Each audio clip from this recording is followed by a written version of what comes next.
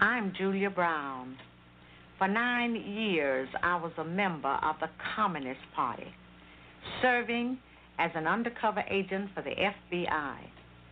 During that time, I learned that the communist conspiracy had been planning and working for years to bring violent revolution to America. It was to be a communist revolution, but the great majority of the American people would not be allowed to realize that until it had already happened. If all goes according to the communist blueprint, Americans will believe that the chaos and violence has something to do with civil rights. Our enemies were quick to find our weakest point for their attack. They knew that racial differences could provide them with an excellent wedge to divide our people. Their strategy simply has been to keep hammering on that wedge, to drive it deeper into our social structure, to open all wounds that have long since healed, and deliberately to create new ones wherever they... All righty. Well,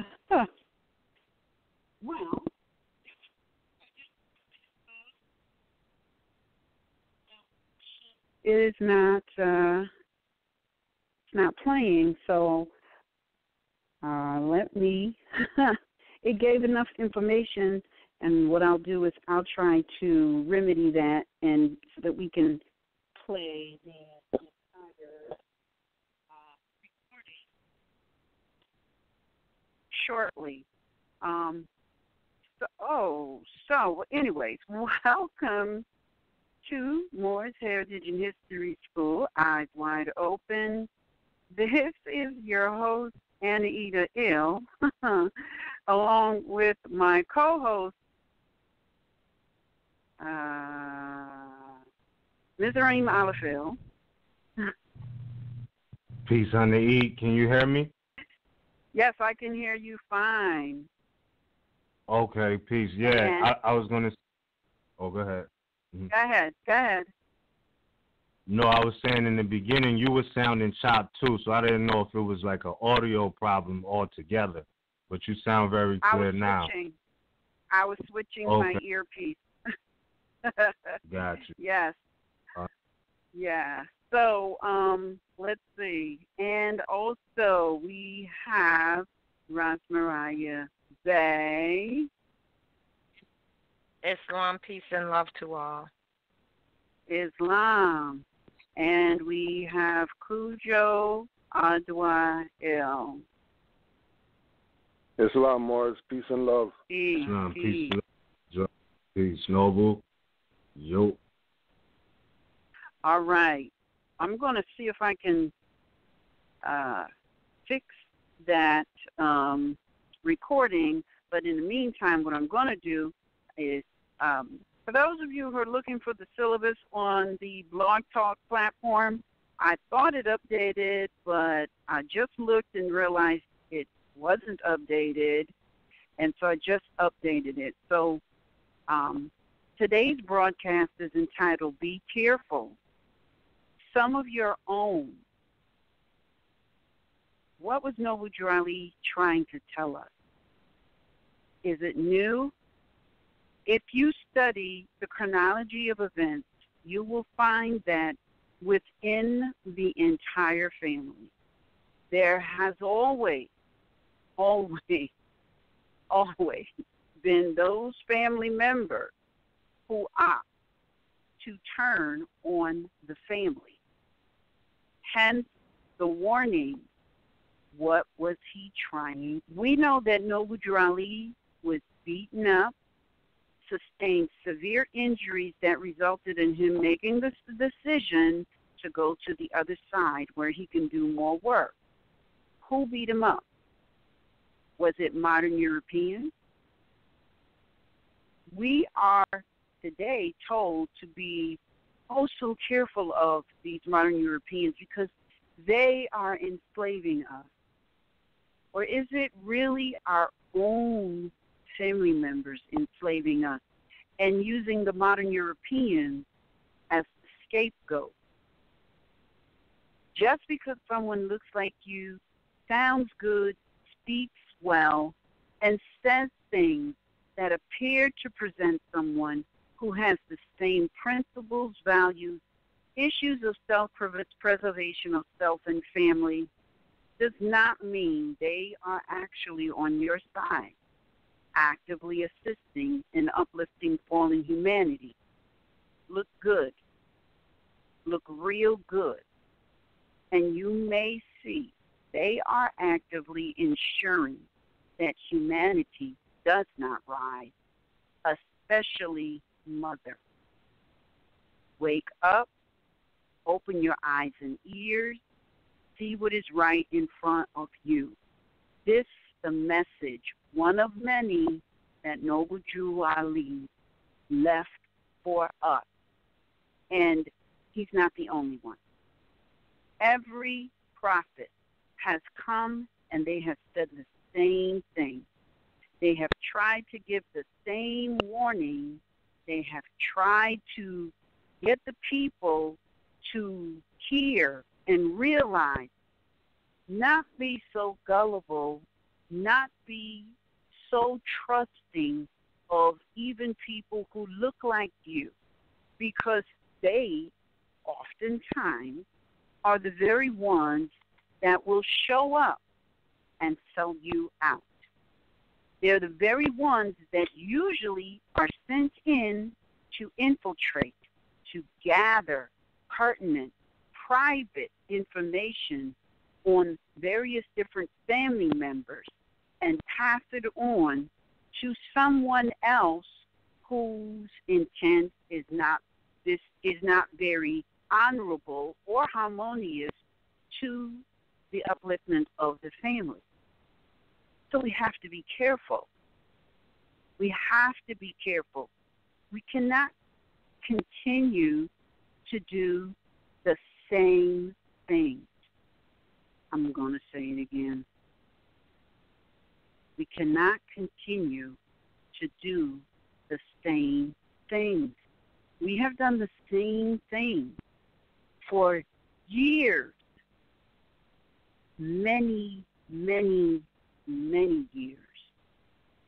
We looking for a leader guy or a leader gal, but it's usually a leader guy, and we want them to save us.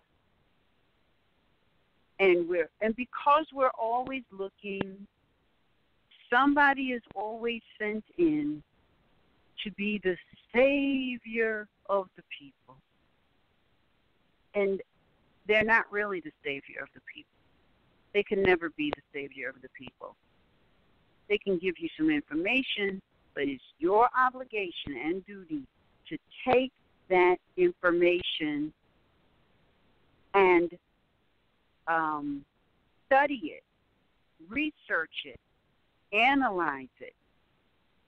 You're not supposed to just take whatever somebody says just because you like them, or you like the way they sound or the way they talk or the way they look. Or, I'm going to tell you, when I was years ago, I became aware of a group of Asiatic people, and this has happened several times in my life.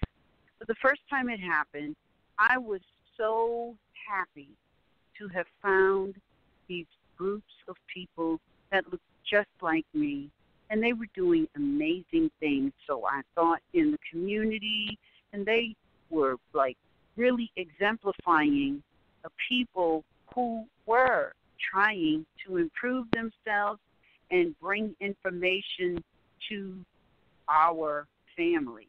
This was my thinking. I learned that that's not. It shocked me because I was very naive. It shocked me to realize that some of these very people that look just like me, one week they would be absolutely against certain decisions that would have been detrimental to us as a family, and then the following week they would show up and they would be all for what they previously alleged to be against. And what later came out is that they made a deal. And so they were compensated for changing their decision or their position. And that was when that happened to me the first time. It was so shocking and it was so distressing. It has happened several times. And I think the last time it happened was when I came into this Moorish information, probably listening right now. You were just so excited. Oh, my God, we found our family. We're united, And you're thinking these are honorable Moors because that's what we say.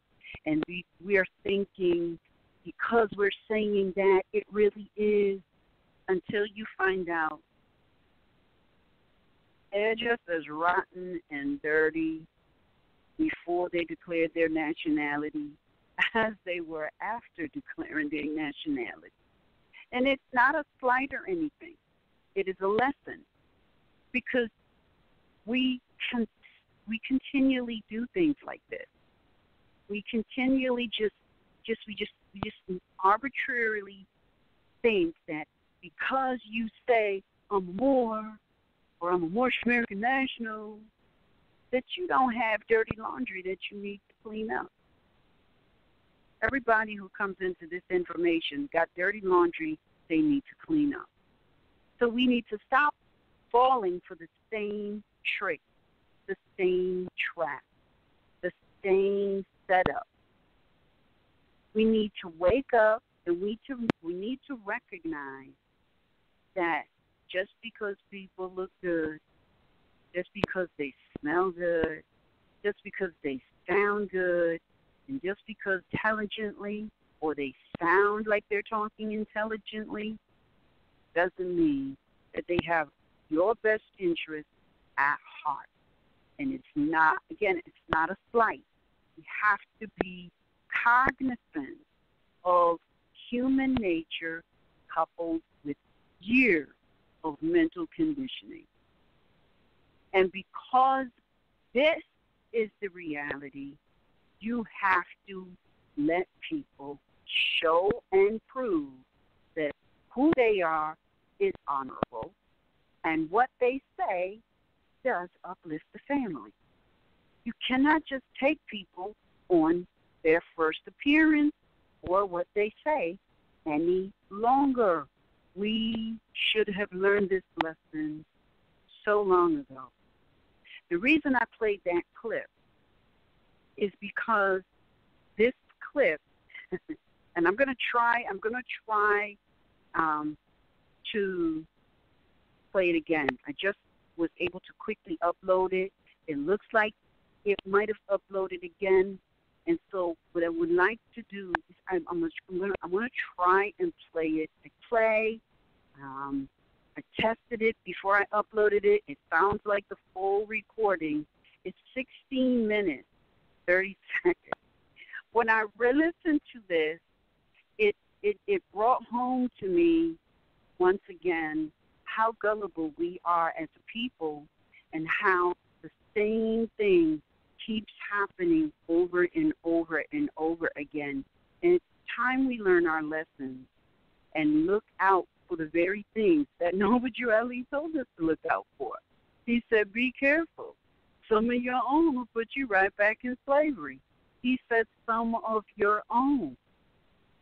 Everybody who has come and infiltrated anything that was about uplifting, forming humanity was always our own. Always.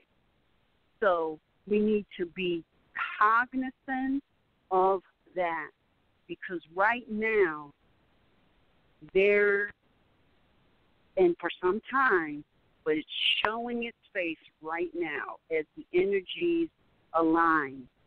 There are those around us that are not a part of this this program that Noble Drew Ali brought, and that is uplifting fallen humanity. They are not a part of this program, but they project as though they are. These are the things that Noble Drew Ali told us we need to be careful of, which is why he tells us we need to study. We need to study, we need to research, we need to pay attention, we need to wake up. He said, you won't sleep too much. He said this for a reason. Everything that Noble Drew Ali has said, all of it has a reason. It has a purpose.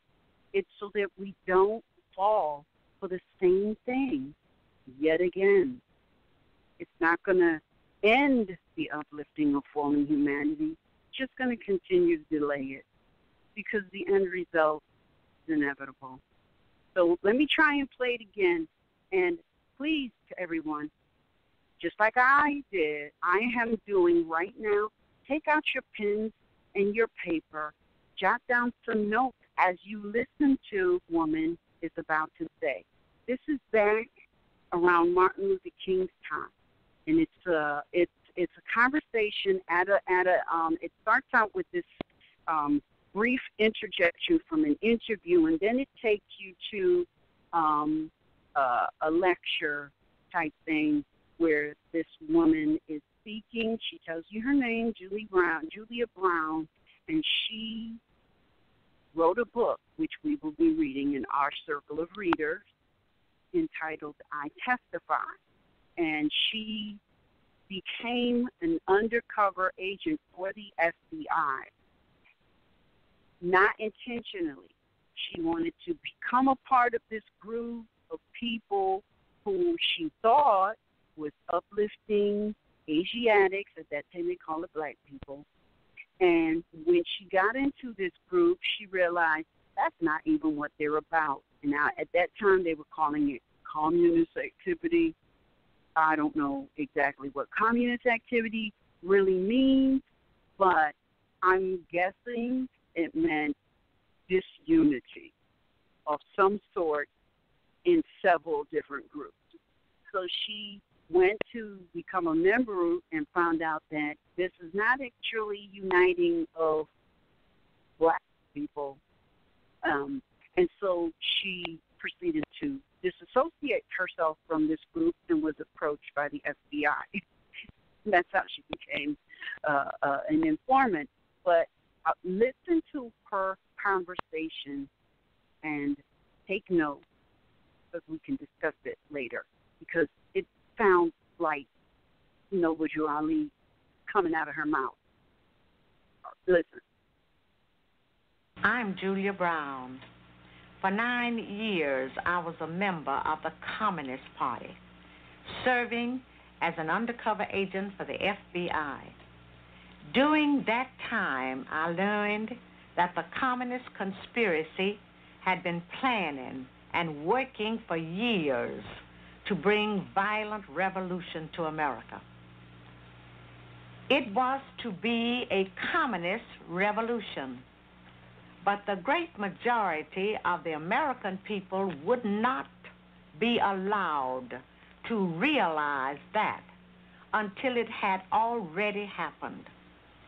If all goes according to the communist blueprint, Americans will believe that the chaos and violence has something to do with civil rights. Our enemies were quick to find our weakest point for their attack. They knew that racial differences could provide them with an excellent wedge to divide our people. Their strategy simply has been to keep hammering on that wedge, to drive it deeper into our social structure, to open all wounds that have long since healed, and deliberately to create new ones wherever they can.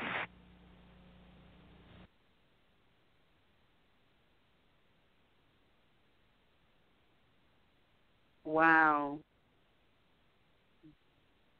All right. Nah, I This mean, is really strange. No, It's really good. let me tell, I listened to it before I uploaded it.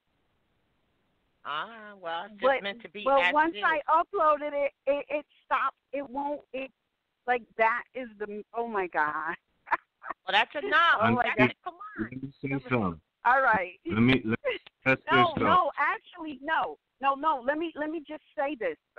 It's not enough because she goes into. They go to. All right, here we go.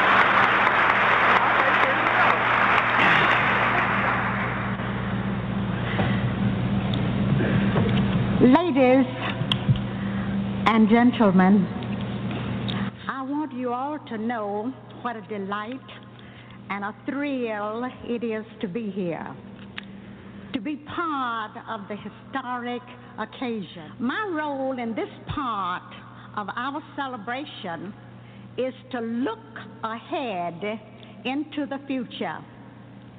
I think I was chosen to do this because I have a few more years' experience than all of these younger men. After all, I am 39 years old. Although Alan Stang has adopted me as his grandmother, you know, I don't mind getting old for a minute. The alternative is unthinkable. Anyone who stops growing old stops, period. And I'm not quite ready for that. Those of you who have been part of our society's crusade for more than a few years know that this organization, more than all others combined, helped to keep racial conflict from destroying our country. We stopped the anarchy that was intended for America. But we did not complete the job. And now, at least for a time, we must suffer the frustration of a national holiday named in honor of a man who was a liar, a traitor, a tool of communism, and a man about whose secrets must be sealed in a vault for 50 years.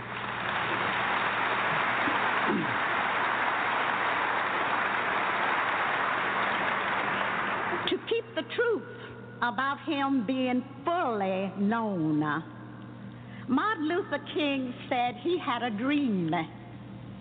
A real American who had the kind of dream he had would call it a nightmare. Today, one of King's lieutenants is on the loose, Jesse Jackson.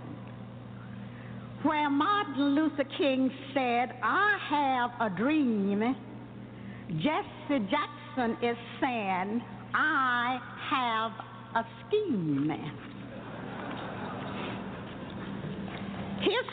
His scheme is to use the millions of taxpayers' dollars he and his organization have been given to promote racial consciousness throughout America. And the scheme includes getting Negro Americans to vote for him and for the socialism he consistently promotes. His constant call for more federal programs, the same thing King always did, is a call for economic stagnation across the land, a problem which is already being felt most heavily by Negro Americans. If we are going to look at the future, we should begin by looking at the past. Over 100 years ago, America was widely known as a nation full of self-reliant people whose government was held to a few simple tasks. Because the people were self-reliant, there was no demand for government to take over a person's responsibilities. With few exceptions, the people took care of themselves because they had to. But hard work meant success. And even if someone failed, he simply took a deep breath and started over again. The people wanted it that way 100 years ago, and millions of immigrants left the old world to come here, to get away from too much government that makes slaves of its people. And when they came here, the self-reliance that so characterizes America inspired them, and they worked and prospered, and so did the nation. How do we regain that condition? Political leaders of today don't promote it.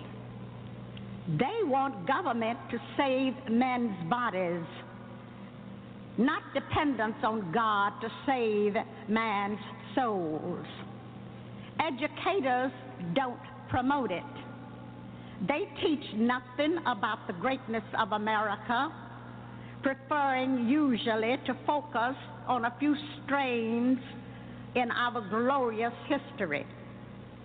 One of those stains, of course, held many of my people in slavery. But America officially wiped it away 120 years ago and has continued to wipe away all remaining traces in the years since.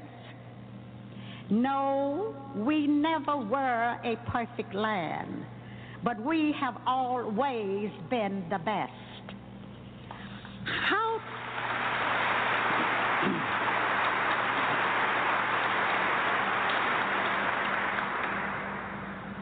How do we regain that condition? The way to do it is to rally those who still possess self-reliance and who still know the deadliness of big government.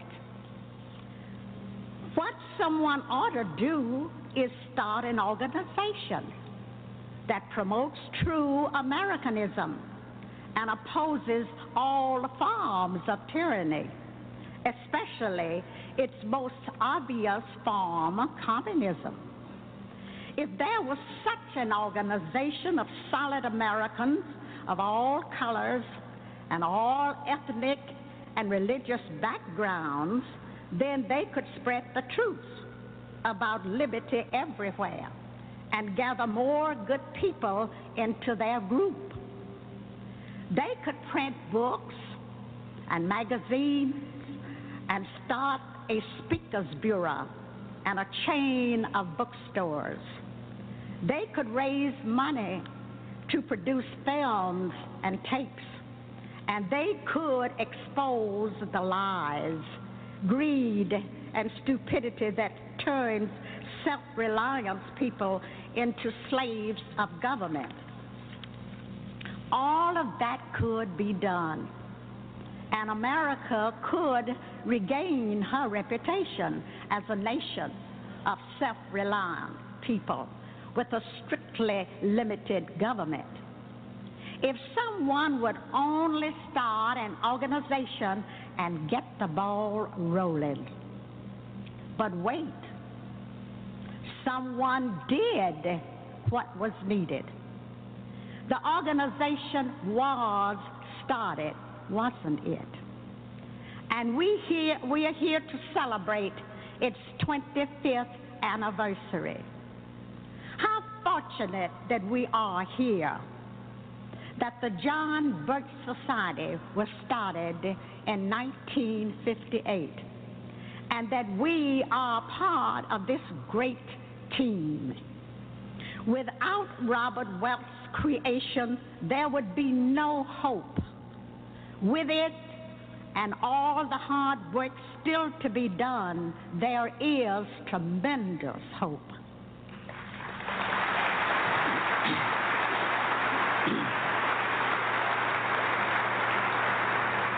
For America and for an end to the communist conspiracy's grip on so much of the world. And so I see a future where America does indeed regain the greatness that flows from self-reliance, people, and limited government. I see America cutting off aid and trade to communists throughout the globe. I see men and women being elected to Congress because they want less government, not more. I see the churches rejecting socialism and the schools again teaching academic and personal disciplines. I see America hard at work because they are again able to keep the fruits of their labor. I see the John Birch Society's members admired and respected as the noble individuals that they truly are. I see a waiting list of many who want to join the society. I see this organization able to direct some of its efforts to other nations from a new international headquarters located in what used to be the United Nations building in New York City.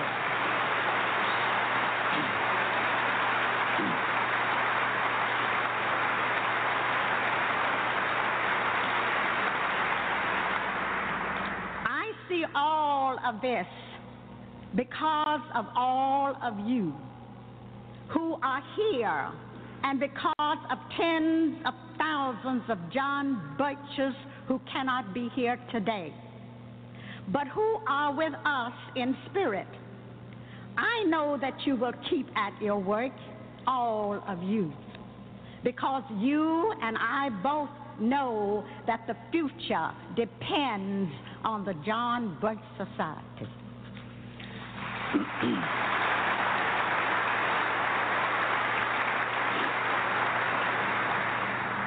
Martin Luther King may have had his dream, and Jesse Jackson certainly has his scheme, but Julia Brown is part of a team, the John Birch Society.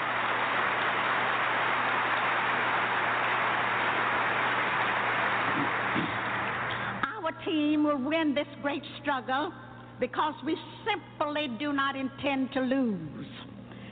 Whatever it takes, we will find the time, the reinforcements, the money, the dedication to get the job done. So let's have a good time here at this historic anniversary party.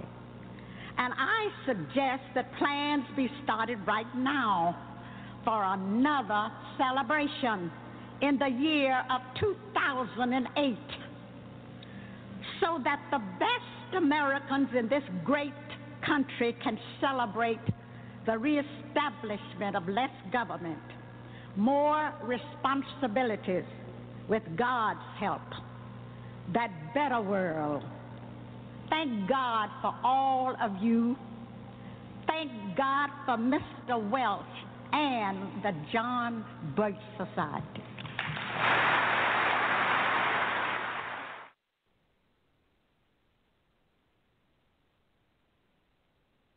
All right, Islam.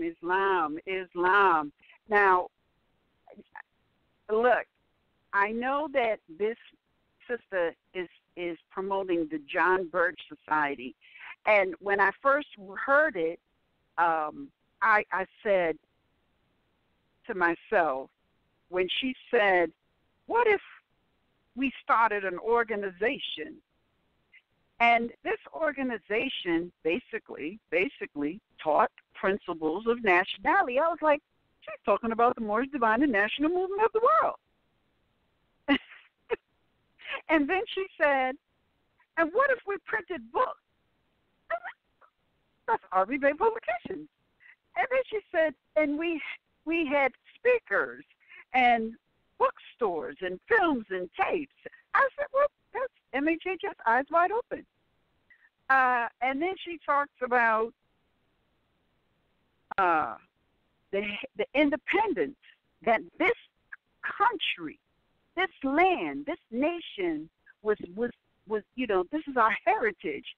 Our heritage is one of independence.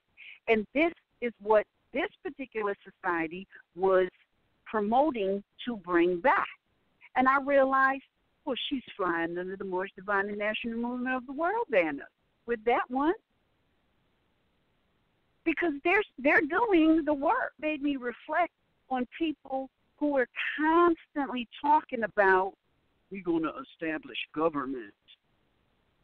We need government. And I'm listening to what she says about Jesse Jackson and Martin Luther King and how they constantly promoted more government interference.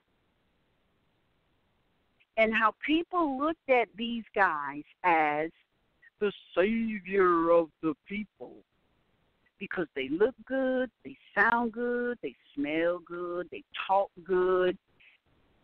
But they were selling their people out because our nation, our people, this land, it was a land of independence. The people were independent. That's why everybody flocked here, because they didn't have strangers in their business. And it made me realize that whenever you hear people talking about, well, let's start a new government, or we need to establish government, or let's increase government, or you need government to handle your affairs for you, I've consistently said that's not our heritage, that's not what Noble Drew Ali brought, and then here comes this sister from 1958, and possibly this conference lecture celebration that she is referring to possibly took place in 2007 because they were talking about having another anniversary in 2008. So this is pretty recent. And she's talking about the very program that Noble Drew Ali brought. And she's talking about the challenges that they are facing, which is the same challenges that Noble Drew Ali warned us to be careful of. He warned us that if we studied, we would be able to discern the very things that have attempted to enslave us. And if we studied, we would be able to avoid those people who are going to come along and looking just like us to promote enslavement of the people through government, more government, some new government, some perception that government told the people what to do. And the most distressing thing for me is this whole speaking of government, when I know our heritage is not a heritage where people told you what you can and cannot do, where to do it, how to do it. That's the whole issue we have. But then you have other people within this Moorish paradigm who they speak as though it's okay for the government to tell you what you can and cannot do as long as those government employees are Moors. I'm not having that either. So as I listen to this sister speak and I reflect on the writings of Noble Jew Ali, and I reflect on what has happened since he passed for him, what he warned everybody of, he wrote it while he was here prior to transitioning. Here we are 100 years later, and we're still falling for the same trick. We're still looking at people who come along as the leader of the Moors when that's not even our heritage. And here's a funny thing. It's something that I said, and I hope nobody takes offense to it because it's not intended that way. But when I look back in time, I see that every time astray, it was because they had a leader guy. And then it made me think, if Elijah Muhammad was Eleanor Muhammad, there would be no Nation of Islam today, because nobody follows mother. They follow son. And why is that? What is that? Is that a mental conditioning?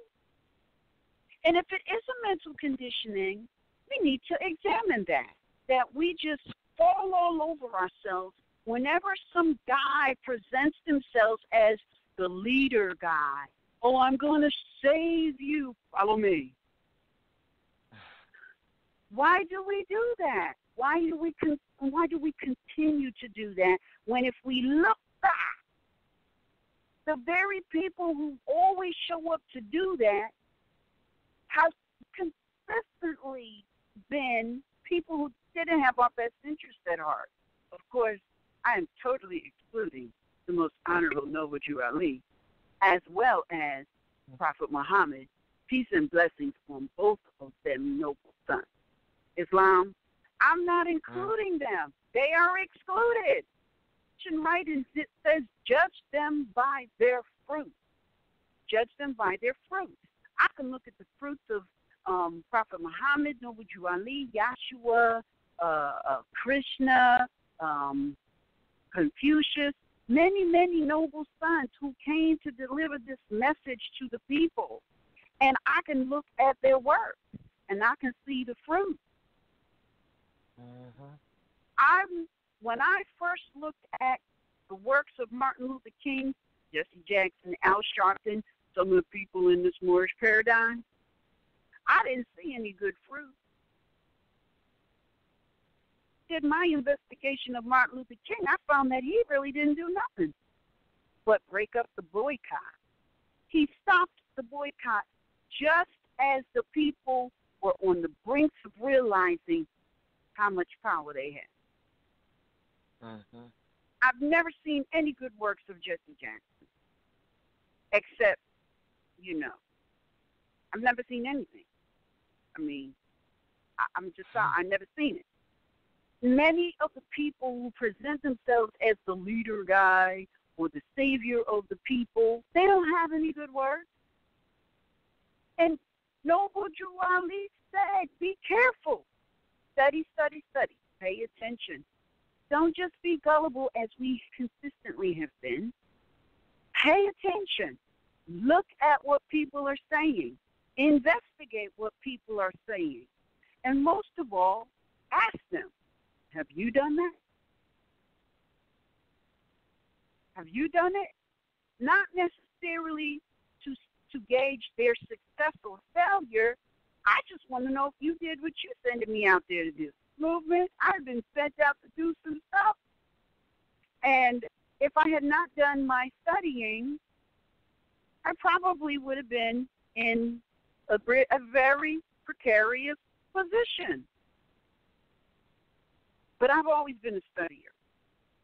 I've listened, I've written down, I go research, I want to see, and I've always been this way. I want to see if what you are referencing and giving me your conclusion on, if I come to the same conclusion. And I got to tell you, there have been times when I have been given some information, and I've been given the source, and when I sit down and get comfortable and I start reading the source, I don't come to the same conclusion. And of course, I have to go back and I have to ask questions. Well, how come you doing this? Because right here it says something different. Did you not see this? Or why are you leaving this out? You know it. But this is what study is all about. You're not supposed to just take what anybody says. I don't care if Noble Drew Ali comes down and tell me. I'm still going to research it because it's me that's going to have to answer for my actions. And I will never step up to the plate and say, well, I just did it because I was told to do it. No, I'm not doing that because that's ignorant. And the last thing I want to be is ignorant. I have been ignorant in the past, but I am endeavoring to not be ignorant in the present or the future, which means something's got to change. And something that has to change is the responsibility and the obligation of the individual.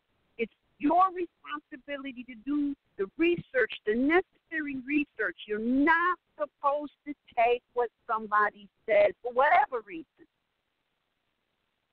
Because I will tell you, when you get into this Moorish information and you look and you come to a meeting, you're going to see people and you're going to feel proud. Oh my God, so many people in the same place, doing the same thing, same intent, and you're going to feel proud.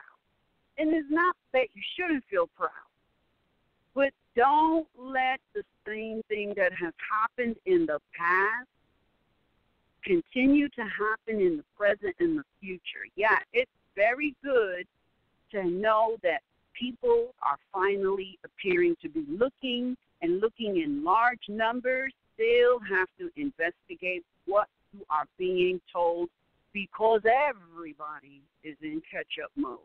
Everybody is, myself included. And I have consistently said, do not take what I say at face value.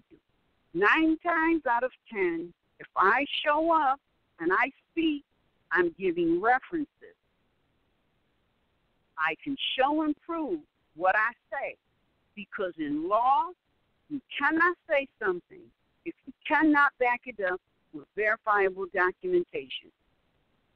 That's law. Personal feeling, that's law.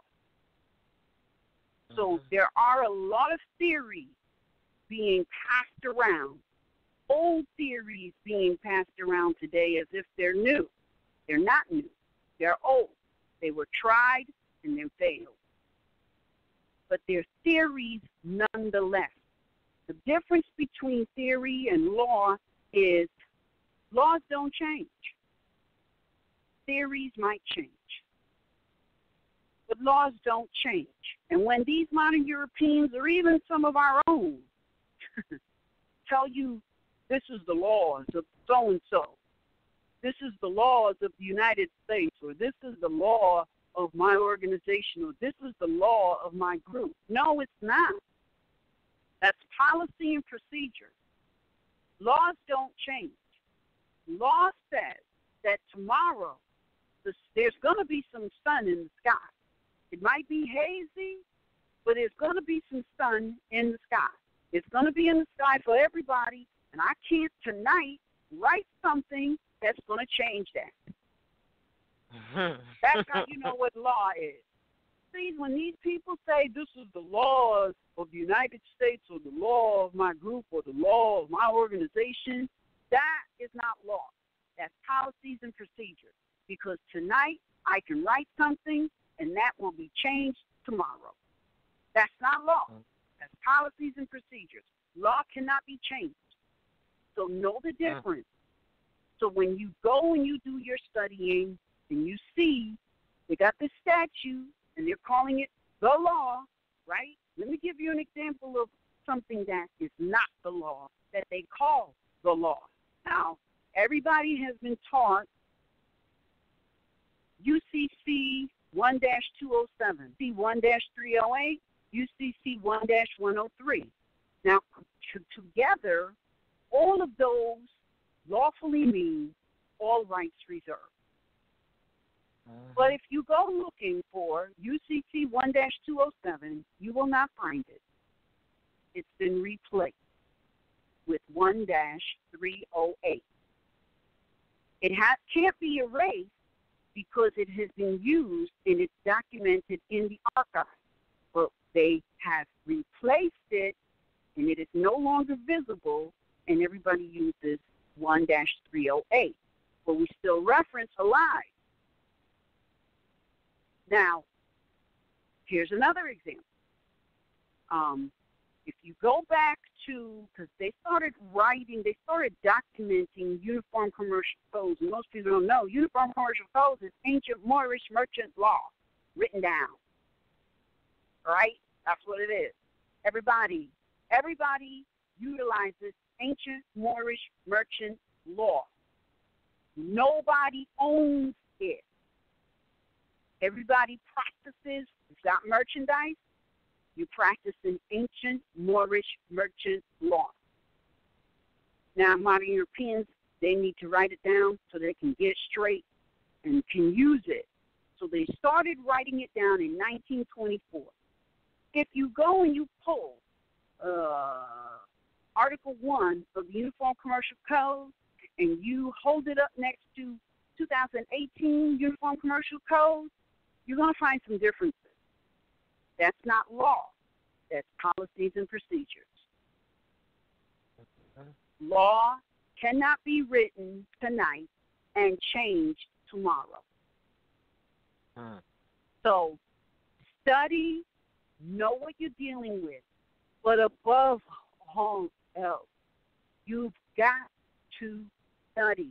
You've got to study, and you've got to study some more, because there are those who look just like you who are waiting to take advantage of you and probably already have. So don't beat yourself up if they have taken advantage of you, because I can tell you when I came into this information, I was taken advantage of also.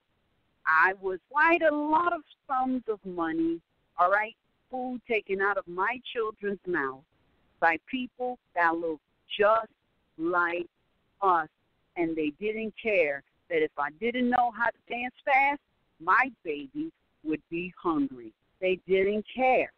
So you have to care about yourself, and you have to care about your family enough to do the necessary studying, because if you get fleeced, again, after listening to this recording, that's 100% on you. You know what Joali told you, study, study, study. Some of your own. Be careful. So it ain't even an E. And Noble Ali told you long before I came along. Long before I came along, Noble Ali told you. Wrote it down. Got it? Made sure it's in print to this day for you to read and think about. Why did he What was he trying to say? Why did he say that? Because every nation of people has thieves within their group. We're not going to be any different. Just because you say, I'm Moorish American National, doesn't mean that all of the crap that is you up to that point miraculously disappeared. It didn't. That's the other part of this work. You must work to change that. And Nobuju Ali, he gave you the tools to do that. He gave you enough tools for you to go within yourself and make change. This is why man's business is about reflection. Reflection of who? Side of yourself? No. Reflection of self. Because our heritage, contrary to what those around you may be promoting, is one of independence. We are independent people. We are not dependent people. And we are and will move back to that come hell or high water. Islam. I yield the floor. Islam. Indeed. And I agree with everything you're saying. But I also wanted to highlight this too, because people cry victim, and I think that one of the problems is they never really get to the source. And I say that because, like, people call people leaders unjustly so. Like, people will tell you, like, I'm not your leader. And these people will insist, like, consistently designate them with that title of being a leader. Example, Udra Ali left the lesson in chapter 3 that if you was looking for your savior, you must look within. How many people still to this day? Now, don't get me wrong, he was an alpha, he was a prophet. You know what I'm saying? But his work wasn't to babysit people. His work was to enlighten and liberate the minds from up out of mental slavery and show them the way, because you leave your footprints cut. That means you're doing the work. Meaning, when you're on your path, you're on your path. But I think it's something about us more so than some of these people that are getting designated as leaders when they're openly claiming that they're not. They did the same thing to Yahshua. Now, don't get me wrong. Some people had that same syndrome with MLK, Jesse Jackson, and the whole nine. But I think that, too, collectively, that the responsibility is on the people to be competent, because even in the Constitution, it opens up with we the people, not we the club, not we, and we the people. You feel me? Not we the wards, not we those that are starving for leadership, like we the people. So there is a supreme responsibility on the people to stop acting like minorities and wards and designating somebody as a savior when they're telling you they're not. Like that aspect of this too, because some people are willfully trying to follow people who was telling you don't do that. I am not your savior, you are. And this has so much potential for disappointment because you're not paying attention to the lessons. You're paying attention to the messenger. I will also say that it has a lot to do with influences, good influences and bad influences. Example, even with MLK. At first, he struggled with himself to send, children in the line of fire or literally in the line of water hoses, high pressure, to get hit up and hosed down. Morally, consciously, he didn't want to do that, but the influences around him was like, look, we got to use what we have, and this is what we have. It was almost like a sacrifice of the children. You know what I'm saying? So it's like, yeah, the influences that you allow, that can be real too. But at the end of the day, don't designate somebody a leader who disclaimed that and said, I was not and I am not your leader and I am not your savior. You are. Don't try to revert that responsibility of being your own savior onto somebody else just because that has really gotten us, that we didn't get anywhere with that. There's people who still think Jesus is going to come from the sky, in the form of a hologram or something and shake up the world. Like those types of mentalities have to be checked too, because it was never about that. The whole point, again, is to make people competent sui juris. And yeah, watch those who are telling you that they are your savior, because none of the Gnostic wisdom, because you're talking about being competent sui juris, that means that you have to be spiritually aligned. So don't allow anybody who's saying that, oh yes, I am the savior, to get off on that, when none of the Gnostic texts say that that's the salvation or remedy for healing in this lifetime, and to be a active contributor as a guardian of the galaxy or the universe, if you will, or this earth plane. Stop shifting responsibility. And I'm speaking to those who are doing that, because you know what I'm saying, anybody could get on YouTube tomorrow with a good message, and now all of a sudden, they're hit with this designation of, a leader, or you know what I mean. And I don't think that that's just to the person who just has a message, or to yourself, or to any of the liberators that came before you. You know what I mean? So we, and I'm not under that, but I'm speaking as a collective. Like for some people, I guess, have to stop being so quick to say that they're leaders and they're not. And they're saying that they're not. Now, for those who are saying that they are and they're really not, yeah, be able to distinguish them. Anybody saying that they're your savior, then you already know it's out of order, because the only thing somebody can do is help enlighten you and lift up your thoughts and vibration, to take care of yourself. And however you want to see that, whether that be through civics, health, whatever, like again, the old maxim, what you eat is not making anybody else go to the bathroom at that particular time. You have to digest that. And again, none of us are above error. I've come to the conclusion and to the terms of agreement with myself that, look, in this life, I don't know anybody who's lived a flawless life that didn't make a mistake. So if you're following after somebody who's not perfect, I don't care what anybody tells you. Yeah, maybe physically we was built perfect, but we're all here to, build the temple for perfected man. And that's perfected mind. So if somebody's saying that they've done that, more than likely they will drop and be no more, according to what the lessons say.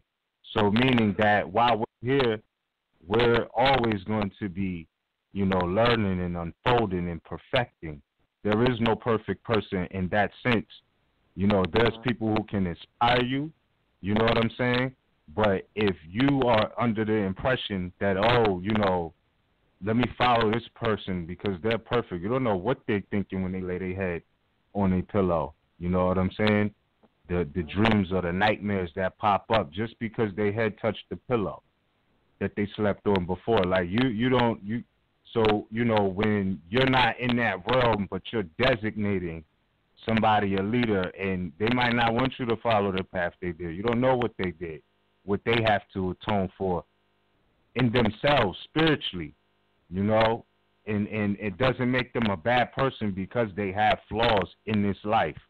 It doesn't, because like I said, we all make mistakes, and I'm not vouching for nobody who has the intent to sell their people out, like with intention, like to infiltrate and report back. I'm not talking about them. Those are Stevens and Stephanies that, I don't, that's something else. I'm talking about those of us who've had the sincerity, to try and say, look, there's something different. You know what I'm saying? And you might want to look into that. That's the best they could do. Don't put your life burdens on them people. You know what I'm saying? Don't act like, because they know you can't know, and don't act like because they know they're going to tell you everything they know in one conversation. That's not going to happen.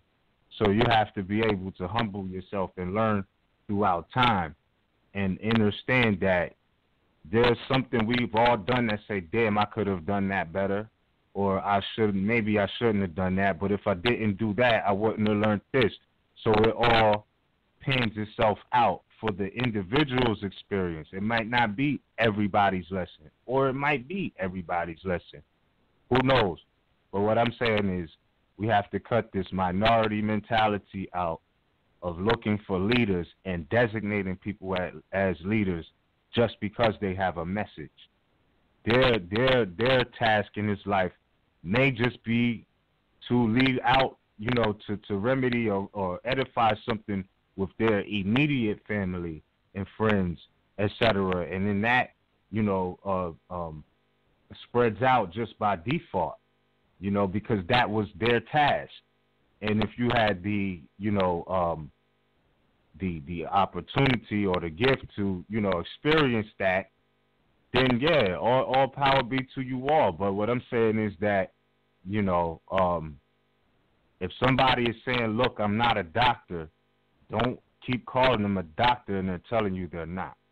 You wouldn't want to do, you feel me? Like, that's what I'm saying.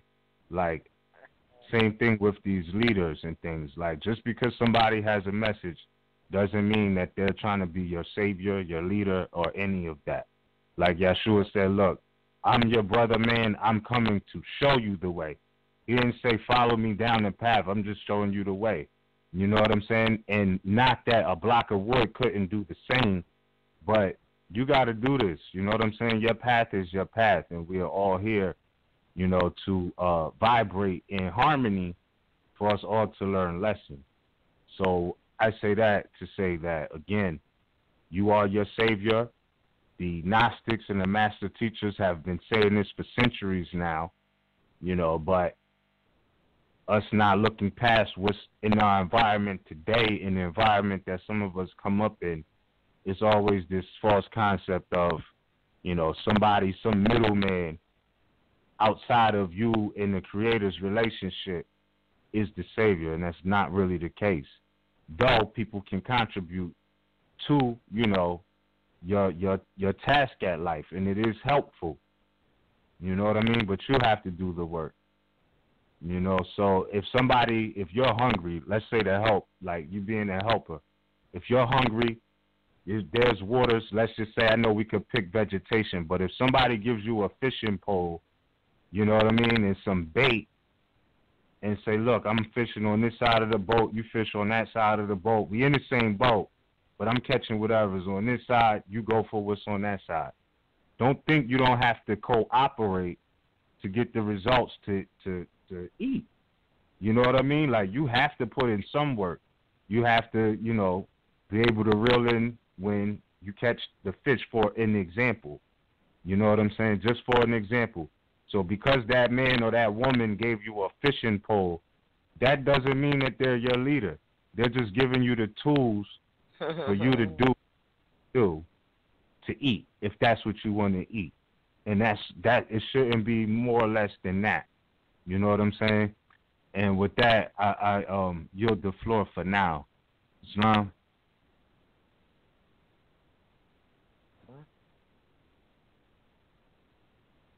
Islam.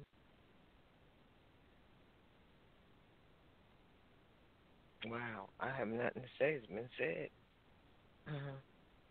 I had a humbling day today myself. I'll tell you, humility and learning lessons when they're learned from within and therefore acknowledged from within, they're the best ones. Where, because those are the lessons for yourself.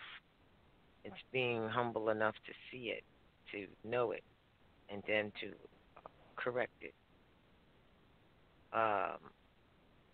But yeah, these are those days of, these are the great and dreadful days. And that sounds like it's all gloom and doom, but it's not that these are. It's that it's always that way in nature, always that way. The pace is just picked up to where, when depending on what energy you're vibrating at, you will or will not see it, but everyone will feel it. They may or may not know it or know where it comes from or what it is, but it is what it is, and it affects everyone. And that's what's happening now for all of us. Um, and a, it's just good. Great and dreadful means those things and those energies that are not good first must be exposed. First, to even know what they are. Because remember, some of us have been given a delusion because of refusing to accept the truth. Now, as the woman said, Julia, what if there were people, places, and things, really? She may have said an association, but people, places, and things, and associations, or what have you, that would just simply come together. For what reason? To tell the truth. So, what happens is, even in the face of that, and I think this is what is being said, even in the face of that, if you haven't looked within for your Savior, and you look without, then even in the face of those truths, some will still be able to be, I don't know what word I want to use here, or be misdirected because you don't know how to receive the information.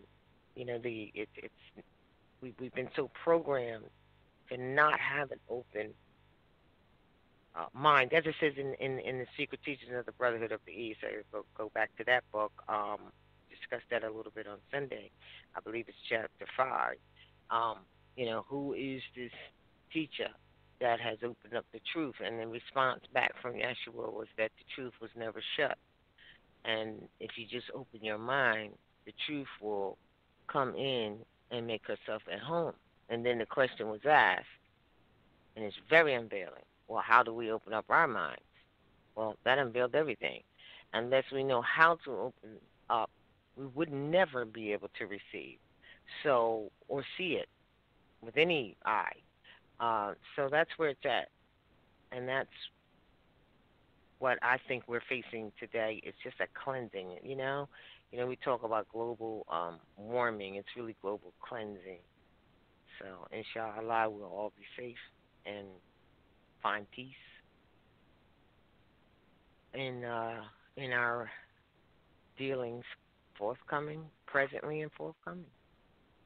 Because the energy is just getting stronger and stronger. It's getting closer and closer, and more obvious and more obvious that it must be dealt with, that we all have to deal with, or at least counter. And the only counter is with knowledge. Because we can only, I was speaking earlier, and this is something that I observed. A lot of time has been spent on, instead of, as the prophet said, I came to teach you to be yourself. We spend a lot of time not being ourselves, but trying to, if this can explain it, trying to prove who we are instead of be who we are. And then there's this factor of, not having the proper knowledge, which starts with self, not having enough knowledge or the proper knowledge to be able to deal with this energy of truth that's coming. It's your truth, my truth, or whatever truth that we have to deal with. And then there's this single one, the single uni, as it relates to the universe. And that's the energy that's working upon us all now. So, with that, I yield the floor. Yes, Mom. Mm-hmm. A lot of, I just think that a lot of what was said was like so, to me, prophetic. Because the sister, it's like everything she said now, if you really study what Noble Drew Ali brought, everything that she said is actually what Noble Drew Ali brought. He brought the Moorish Divine and National Movement of the World, which is the platform. He brought, you know,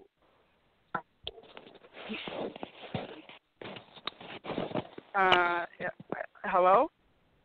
Yes, Somebody's you are. making a lot of noise. There was a static that I do hear. Yeah, I hear like somebody moving around, about. But, you know, she also talked about, you know, having the capacity to educate the people. Well, Noble Ali said every temple is supposed to have a school. And if you go into any Islamic mosque, they have a temple. If you go into any Catholic, you know, school or church, they have a Catholic school.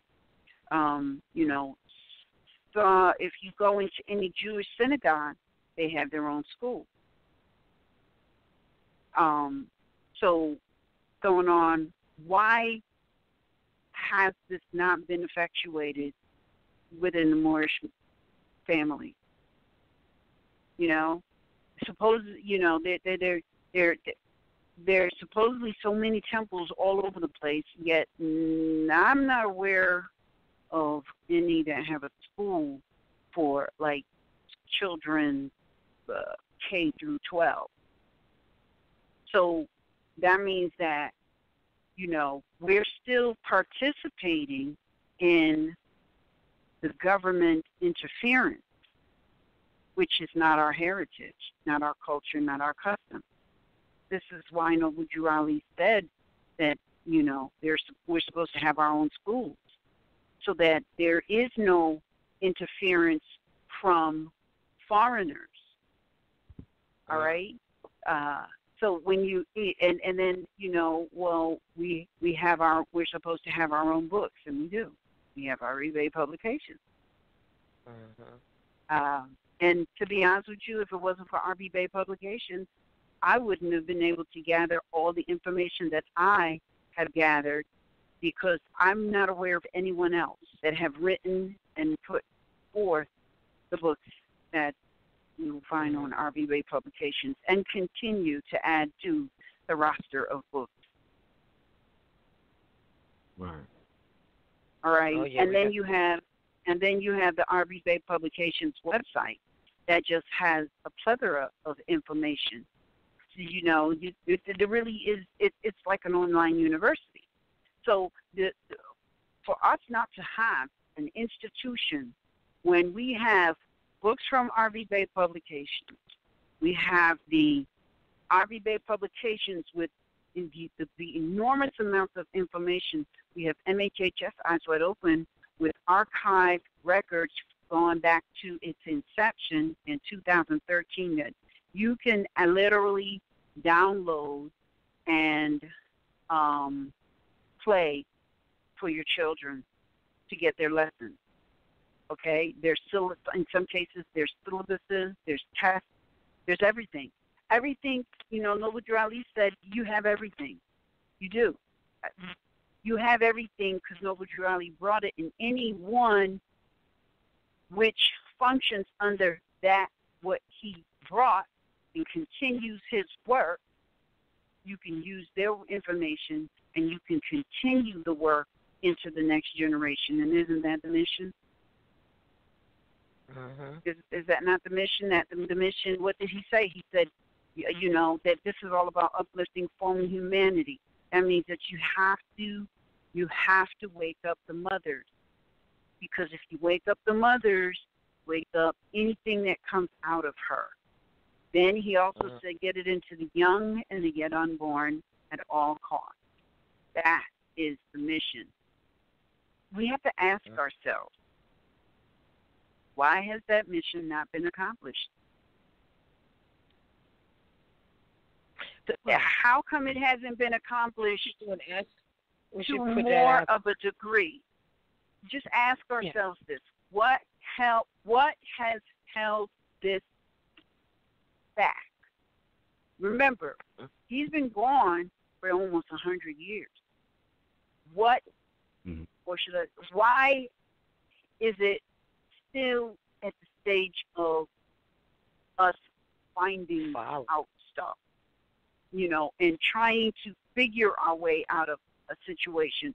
Why are we still at this place? And you have to also factor in, while we are at this place and you have, places like RV Bay Publications and MHHS Eyes Wide Open, Moors Heritage and History diligently working to continue Prophet Noble Drew Ali's program, and at the same time, that endeavor is being attacked. Why is that allowed? Why is it that we do not see that the reason we are still at this stagnant place, although we are making some progress forward, the reason that we are still here is because we have our own people within this Moorish paradigm that has prevented it from moving forward. It's not the modern European. It's not. The modern European is being used as a scapegoat, like, we don't have our own schools because of the modern European. No. No. It's not why.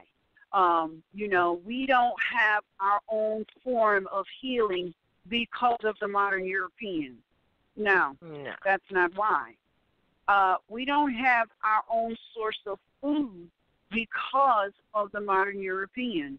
Nope. We don't have our own way of obtaining and sustaining water. No, that's not the case. None of these things is why it has anything to do with the modern European. It has everything to do with the infiltrators that are within this Moorish paradigm that has been diverting the people from being dependent, which is our heritage, culture, and custom, to being dependent. And, it was just, by the grace of Allah, that I happened to find this recording, and when I listened to it, and she said, but I have been saying for years against all odds, because people is just so convinced that we Moors need a government to tell us what to do because we Moors are so stupid. Somebody has to tell us what to do. And since we, and now here's how freaking stupid they think we are. They say stupid crap like, we don't want the modern Europeans to tell us what to do. We want our own Moorish brethren in the seat of power to tell us what to do. That's not our heritage, culture, or custom. Our heritage, culture, and custom was one of responsibility and independence. We made it happen for us. We need food. We got our asses up out of bed and we planted some seeds in the ground. And guess what? If you didn't plant enough seeds, if you didn't honor the earth, you didn't have nothing to carry you through the winter, and you learned your lesson. And what was the lesson? Don't do that again next year. That's life. That's life. That's our heritage. That's our culture. That's our custom. Our heritage, culture, and customs is not one of dependency. We are not supposed to be dependent on anybody for nothing. Yes, we are supposed to build together, and we are supposed to help each other, but we're supposed to be independent because that is our heritage. That's our heritage. And so when somebody comes along and they are promoting, oh, don't worry your pretty little head, I'll take care of all your affairs, that's an infiltrator. Because that's not our heritage, culture, or custom. That's not us. Noble Drew Ali said, go back to the mindset of your foremothers and your forefathers. They didn't have nobody telling them what to do. Nobody had to tell them, get your behind up and plant the seed. Nobody. Nobody had to tell them, put certain amount of seeds aside for planting next season. Nobody had to tell them. Nobody had to tell them, you don't put damn cow manure as fertilizer. That's not our culture custom. Nobody had to tell us. Right. How much have we regressed? Here's an example of how much we have regressed to the point where we are allowing people to tell us foolishness. We buy in cow manure, buying it to fertilize the garden. We buy in crap. We buying it. How far removed are we from common sense and our heritage, culture, and customs that we have allowed somebody to tell us it's a good idea to buy the droppings of the cow to fertilize your garden? We're buying the droppings of a cow and we think it's a good idea. How many other things are we doing that is so ridiculous, but we're doing it simply because somebody told us? And somebody is allowed to tell us because we are deciding to be dependent. We're deciding to continue the dependency rather than being independent, able to handle your own affairs. Noble Drew Ali, he said, come take your place among the affairs of men. People interpret that to be, I'm going to establish some sort of commercial business and I'm going to sit at the table with the modern European and we're going to talk business. Your affair, come and take your seat amongst the affairs of men simply means sit down, take up responsibility, and handle your affairs. That's what that means. But you see how we have totally absorbed a foreign concept in that we take the saying of Noble Drew Ali, which is tied to, go back to the mindset of your ancient foremothers and forefathers, and we bring that, we totally disconnect from ancient foremothers and forefathers. What were they thinking? What did they do? And we attach, come take your place amongst the affairs of men to modern European concept of dependence. Wow. And that is not what Noble Drew Ali brought. That is not what he taught. That is not the program that he brought for us. But I will say this. If you do not like the program that he has brought, then take off your turbans and your feathers and turn in your buttons and go back to being dependent on somebody, anybody.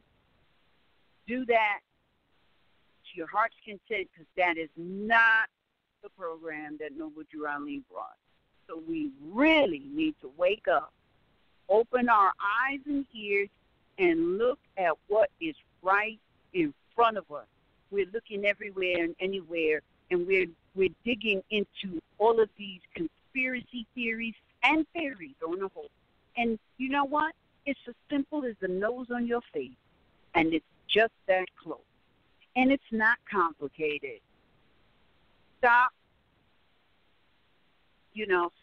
allowing yourself to be told what to do.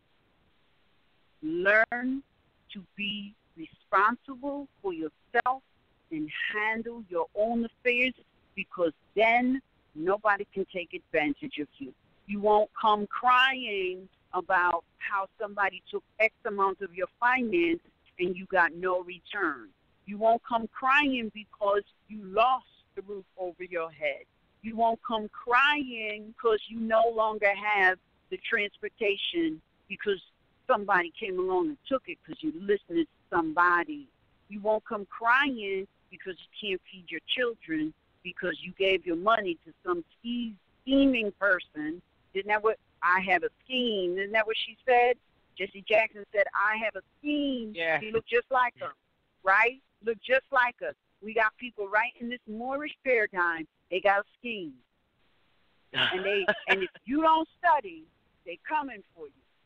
That's why Noble Drew Ali said, study, study, study, because some of your own, they got a scheme. They coming for you. Wake up. You sleepy-headed Moors, you sleep too much. Islam, go ahead. Wow. Oh, my God. Yeah. I just wanted to highlight something, too, because, you know, it's like we don't have, and some things, you know, it's not to that they deserve to be, you know, acknowledged and venerated, but it's like we have a lot of this self-righteous attitude, like, you know, we're better than everybody and holier than thou. And we were speaking with a brother who is opening up an institution. We were speaking with him, and he brought out a point.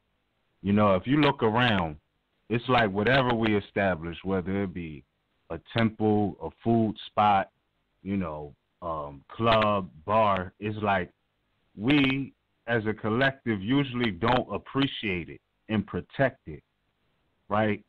And he put it in light of this, like, you know, you could have a person who, you know, doesn't indulge in any, quote, earthly pleasures, if you will, right? But you have those who do, and they have pride in what they enjoy, meaning that if you ever seen or go into like an Irish or Italian bar, you know, those people at the bar, they will protect the bar. They're not going to let you come in there and disrespect the bar, even though they're drinking. And to this, you know, some people will see this as a sin. They see it as a form of relaxation. And, you know, they're thankful for the institutions that provide the service for them. And, you know, this is the same bartender that will hit them with a double, triple shot if they pay for one. And they appreciate the institutions that they have as a people. As a people, it's a principle that goes beyond any of that. And they're not going to let people come in there and disrespect that bar. You could call them drunkards. You could call them savages. You could call them whatever. They have a principle. You're not going to disrespect this establishment. On the other hand, you know, we usually, I know the area I'm from, there's only a few that have survived and made it, because what we do is we don't have the intellect or the awareness to say, hold on, this is somebody's institution and we have to protect this for the benefit of everybody. And what will end up happening is over time, our institutions like that serve food and drinks and all of these things that you can come out and just have an adult night with, tend to get shut down over time because we don't respect the establishments that we have. Meaning that we'll bring all of the niggified attitude in there.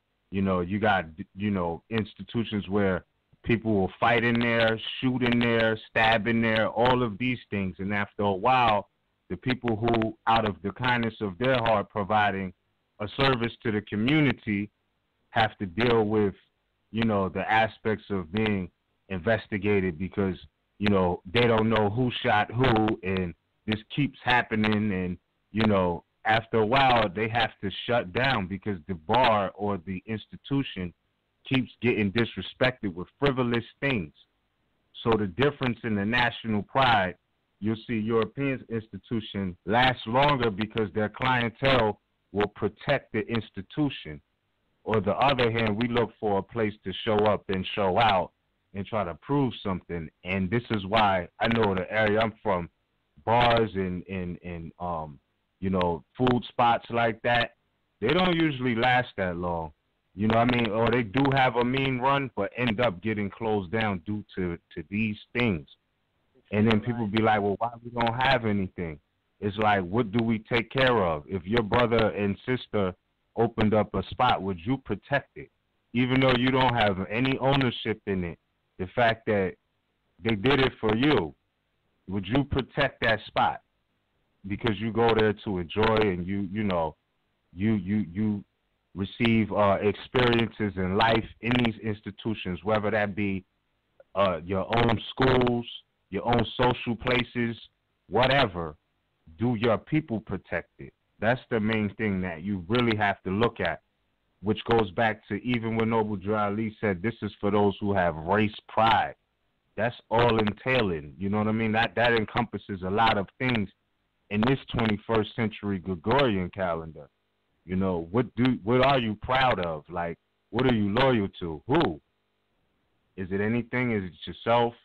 You know, so we see that the dynamics of why certain European institutions outlast, you know, Moorish or, you know, in the denationalized state, they say black, etc.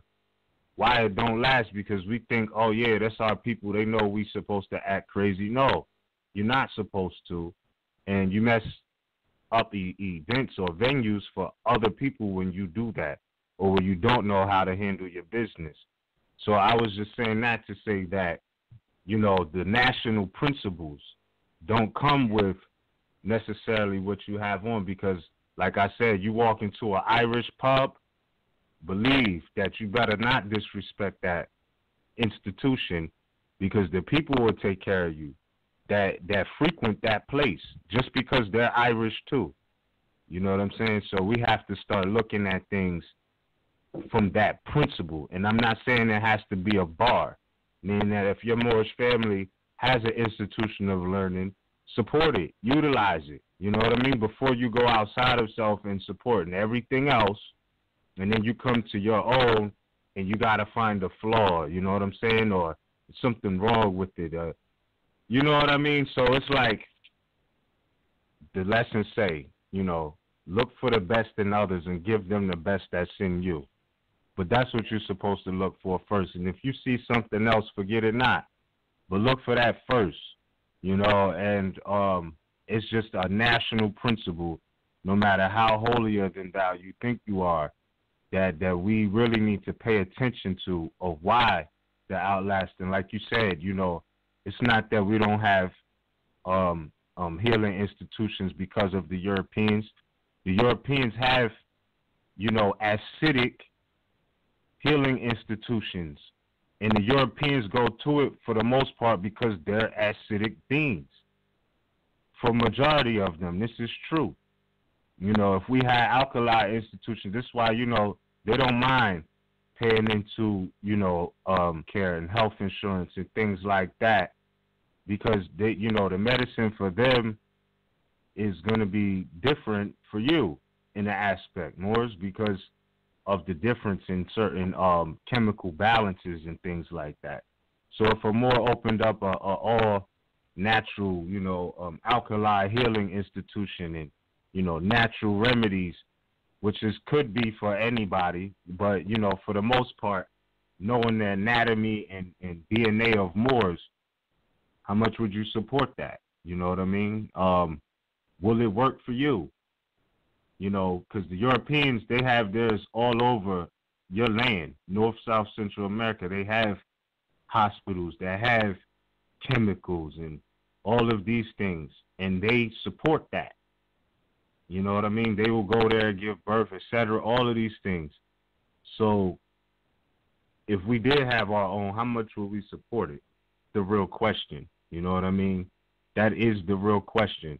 Regardless of how you know, much you look down on this person as being sinful or this person as being holy. And, you know, at the end of the day, where's the national principles in what Noble Drew Ali said as, quote, race pride? You know what I'm saying? Among many other things. So I say that to say that, you know, love yours, take care of what you do have in your environment and community, and I think a lot will you know, go well for us all. And with that, I yield the floor.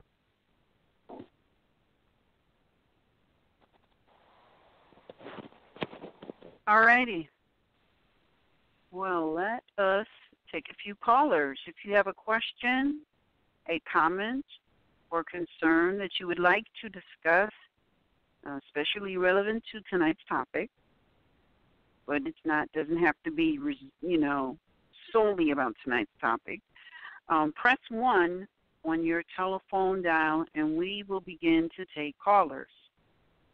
All righty, so we have caller 504-478. You are on the air.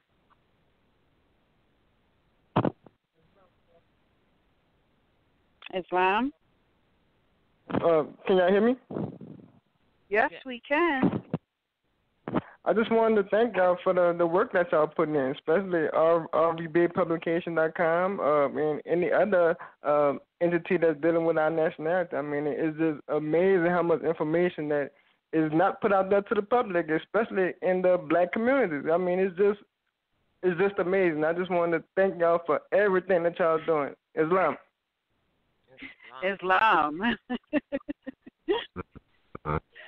Thank you for that. All right.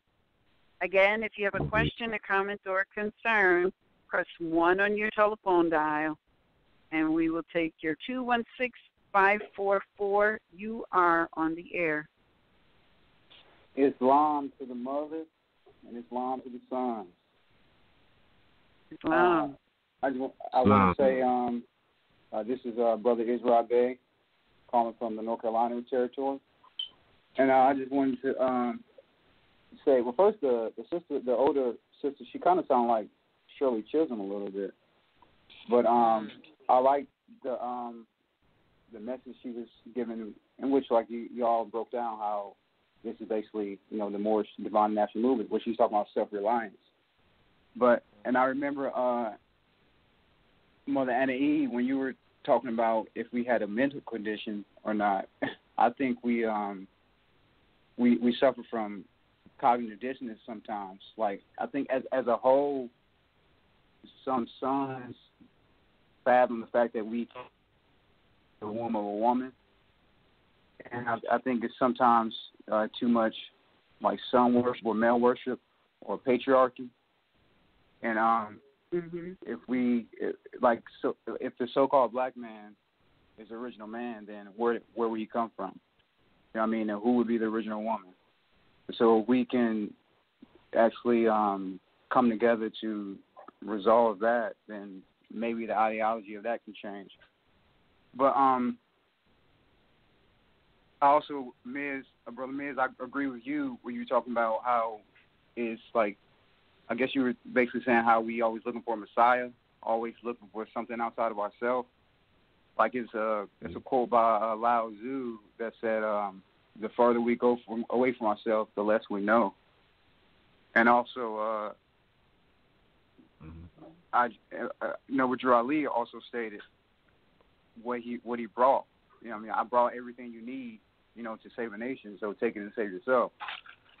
If that's like properly understood, then I think that should be able to be applied. But that's all I just want to comment on, and with that, I yield the floor. And thank you all for everything. You are most welcome. Thank you for that comment. You're absolutely correct. It's all in the writings of Noble Drew Ali. Like, there really is no mystery, really.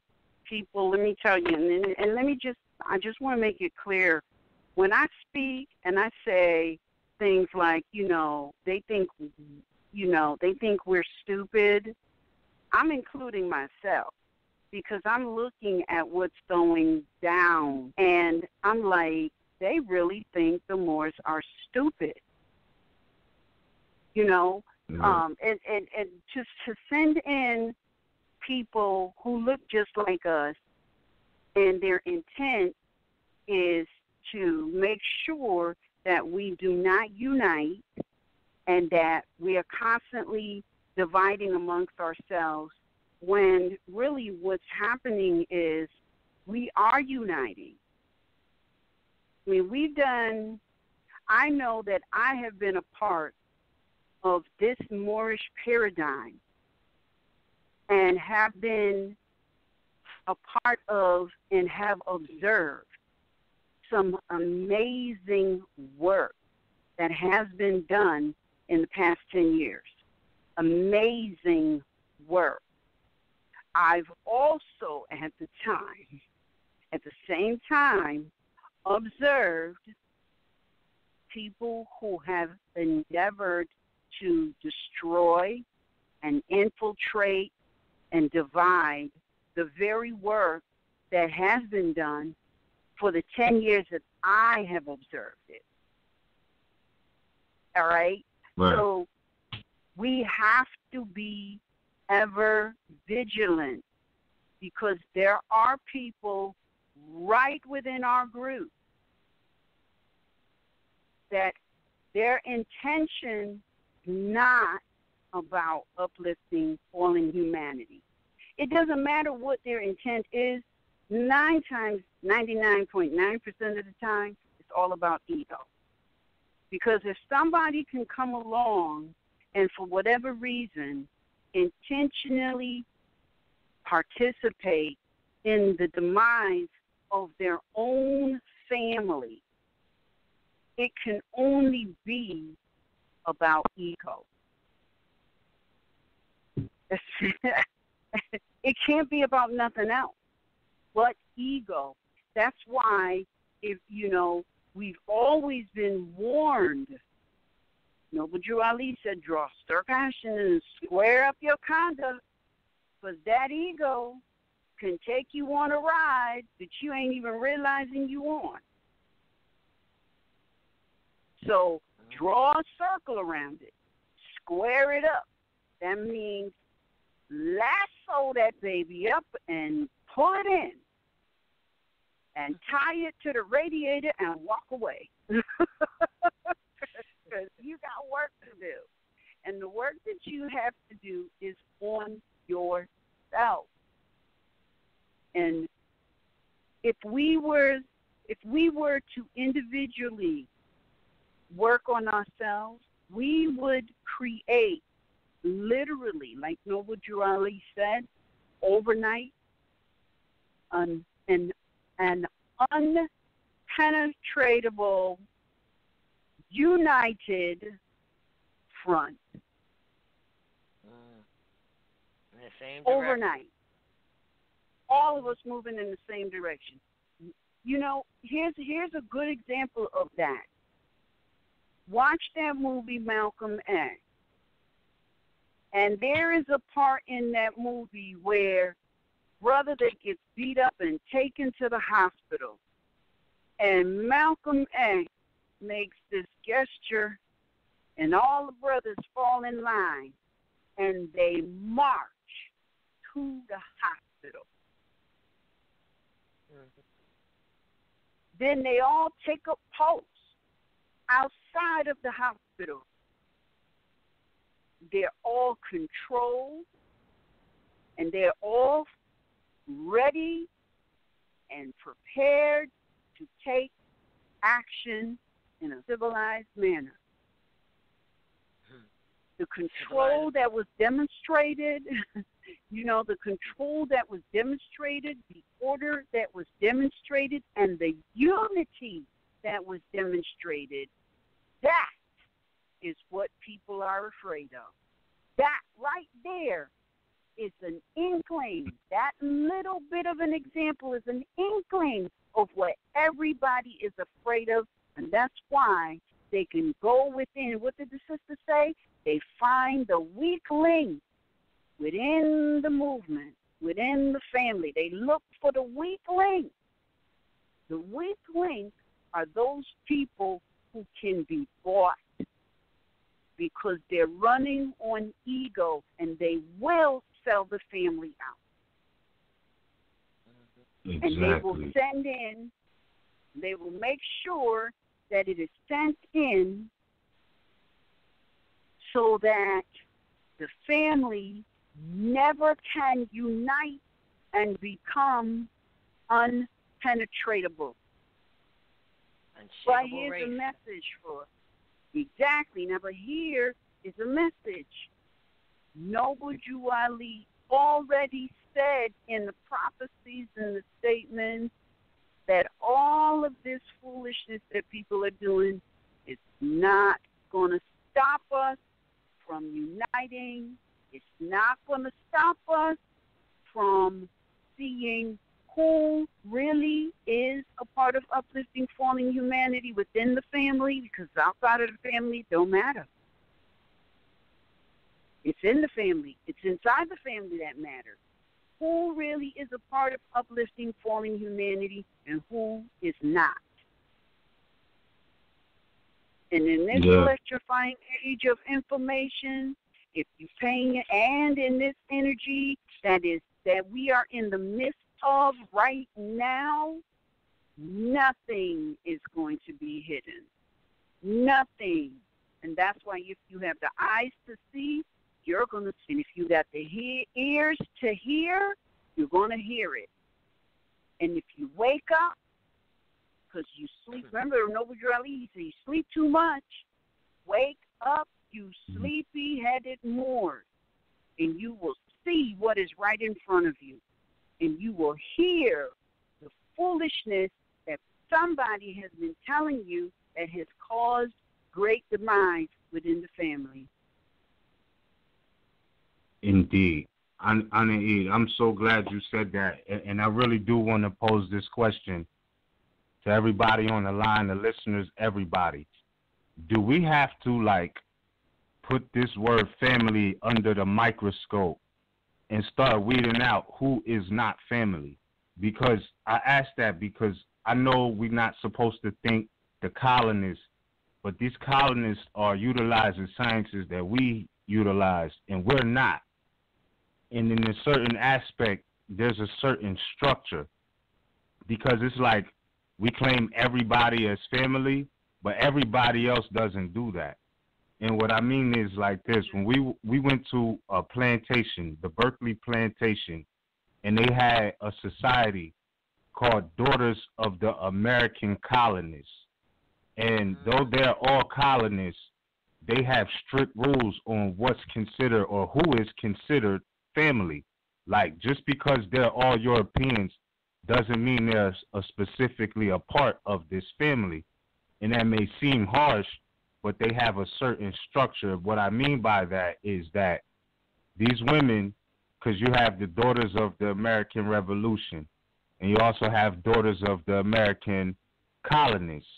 And, I'm not saying I don't know their inner workings, but I do know this.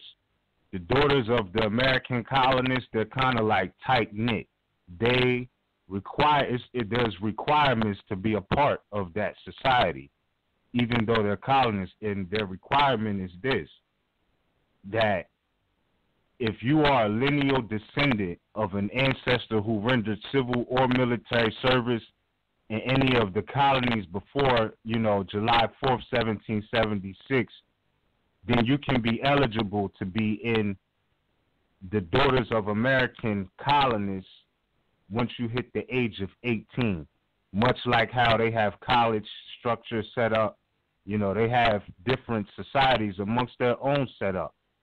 And one of the things that they say is legal adoptions does not qualify for lineal descent. This way they keep anybody who's not a part of what they descend from or what they claim to be descendants from in their society. But yet they will extend, services or be open to the Daughters of the American Revolution and things like that. Do we have to start putting in specific, requirements at this point in time to distinguish who's family and who's not? And I say that because they're not playing. They're like, we don't care that you was adopted. You're still not family. You're not a lineal descendant. You understand? So their family, their concept of family is very strict. It's not, oh, yeah, we all came from this place, so we're family. Like, no. Do you have any proof that your ancestors was, really about this cause? Are you really about this cause? Or are you just saying it because when you look at what happened to the Black Panthers, the Pilgrim FBI agents utilized one of our own, brown skin, quote unquote family members to infiltrate, right? Because they had a case for car theft that they was trying to get off so they could participate in this lower self activity. But then, once they catch the charge or they catch the case, now they try to work it off by, getting a lesser charge by bringing those who are about the higher self down or giving intel to them specifically about what their next moves are, what they think like, who smoked weed, who, all of these types of things, who was clean, who was dirty. All of this is a part of how they utilize, because the European is playing chess. And so they'll put your own in position to do it, and they report back, which is the worst kind of snake. You know what I mean? But at the same time, this is what's happening. So how do the Europeans keep infiltrators out? They have a certain criteria that if you don't match this criteria, you can't be a part of this particular society. Not that your nationality isn't European, just like the rest of them, but they're like, yeah, we're about uplifting fallen humanity, but we're also about family first.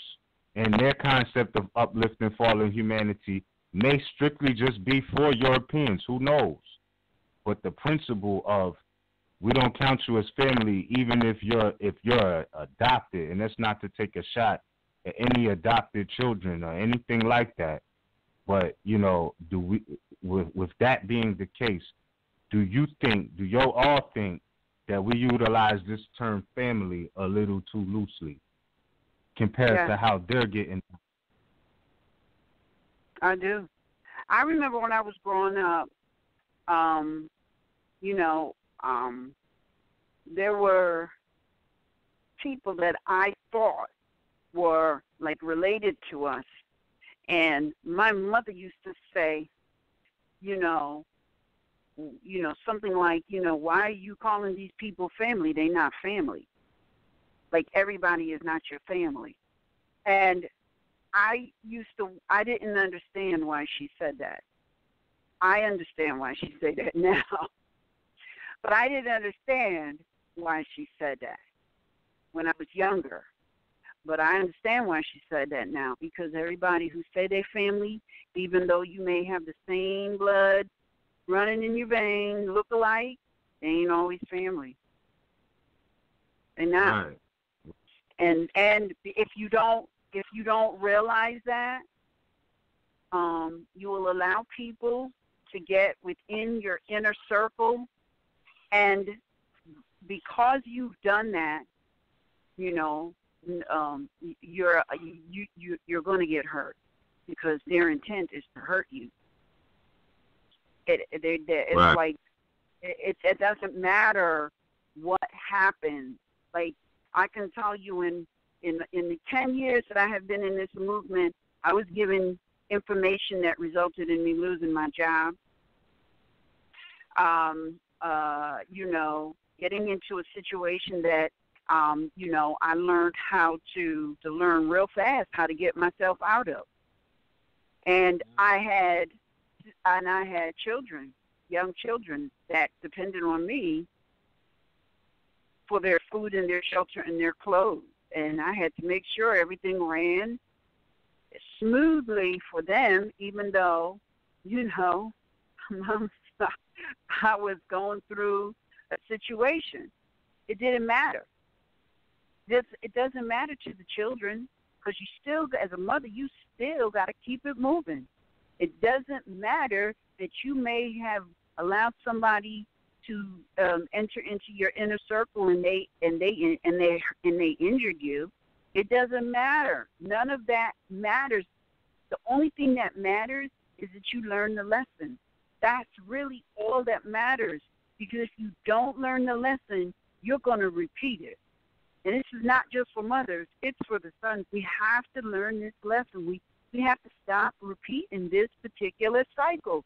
It's time for it to end. We have other things to learn. We have to be realistic with ourselves.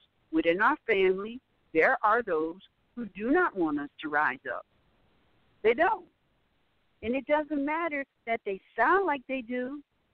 They don't want you to, and you have to be realistic about that. How do you determine who is who?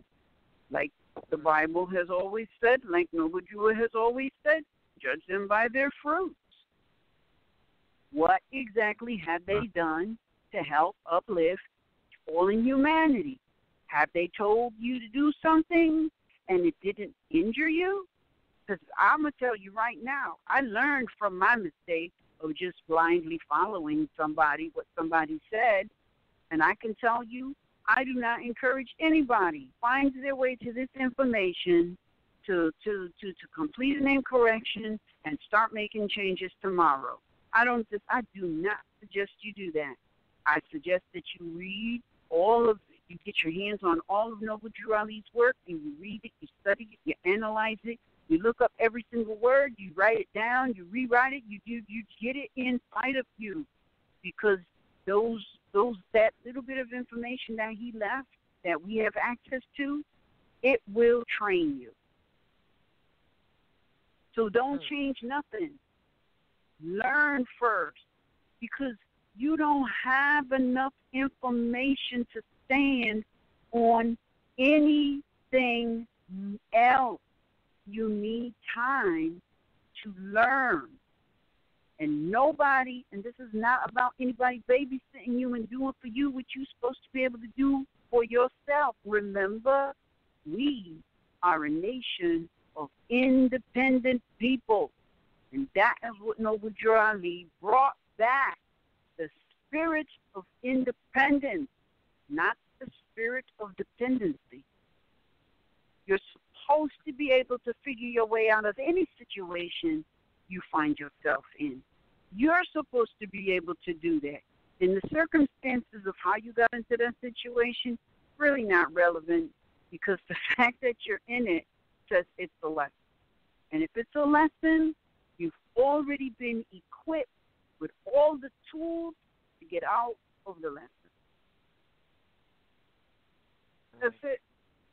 Because Allah does not bring anything to you without also bringing the remedy.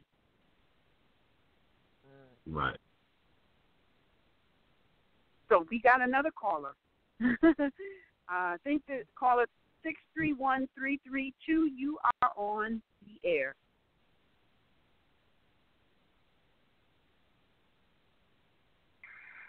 Islam?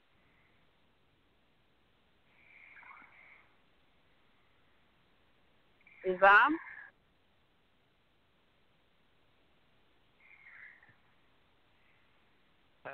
All right, maybe they're not. I don't know what's going on. It's you know what? It almost sounds like they're talking, but it's not coming over. It's like they're whispering, like, I don't know. Sounds funny. Maybe they'll come back. It does. All right. Look, if you have a question, a comment, a concern you would like to pose, press 1 on your telephone dial, and we'll take your call. Once again, going once. Going twice. Anyone? Let me make sure I don't have anybody in here. Wait a minute. I think I got somebody who raised their hand. Oh, yeah, here we go. Caller 313702. You are on the air. Greetings. This is Antoine Pierre Batney L. from Detroit Territory. And just calling in to thank you all for your broadcast tonight. And I recently have submitted my document for review and some extra assistance. And I thank you for all of the items. And that's all I have for you guys. All righty. Well, thank you so much for that. All right. Indeed. All right. We got one more caller. Caller 504-478. You're on the air. Islam. Islam? Yes.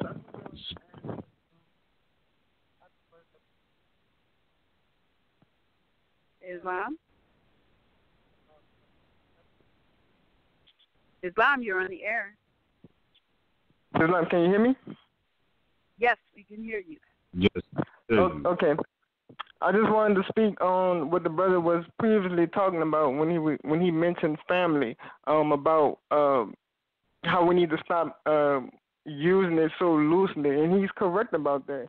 You look at the position that our people are in today. I mean, we are pressed seriously from every aspect of life. I mean, from every angle. And the individuals who are doing the oppressions amongst each other, they take oaths of death, not to basically backstab each other. So if we are not that serious with this movement, then it's not going to go nowhere. I mean, because they've been oppressing us for generations now, all right? This information should have been out, all right? So he's completely right. We need to take this seriously. I mean, we need to get more organized. I mean, he's just completely right about, us using that term loosely like that. I mean, we see what happened to the Black Panthers. We seen what happened to the local street gangs. We know about the COINTELPRO operation. I mean, he's right. He's completely right. If we're not serious enough to keep this movement going, it's not going to go. I mean, what, we in 2018 now? Noah Drew Ali came on the scene in 1913 and probably a few years before that. But, I mean, we're in 2018 now. Come on now. He's completely right. Islam. Islam. Islam. Islam.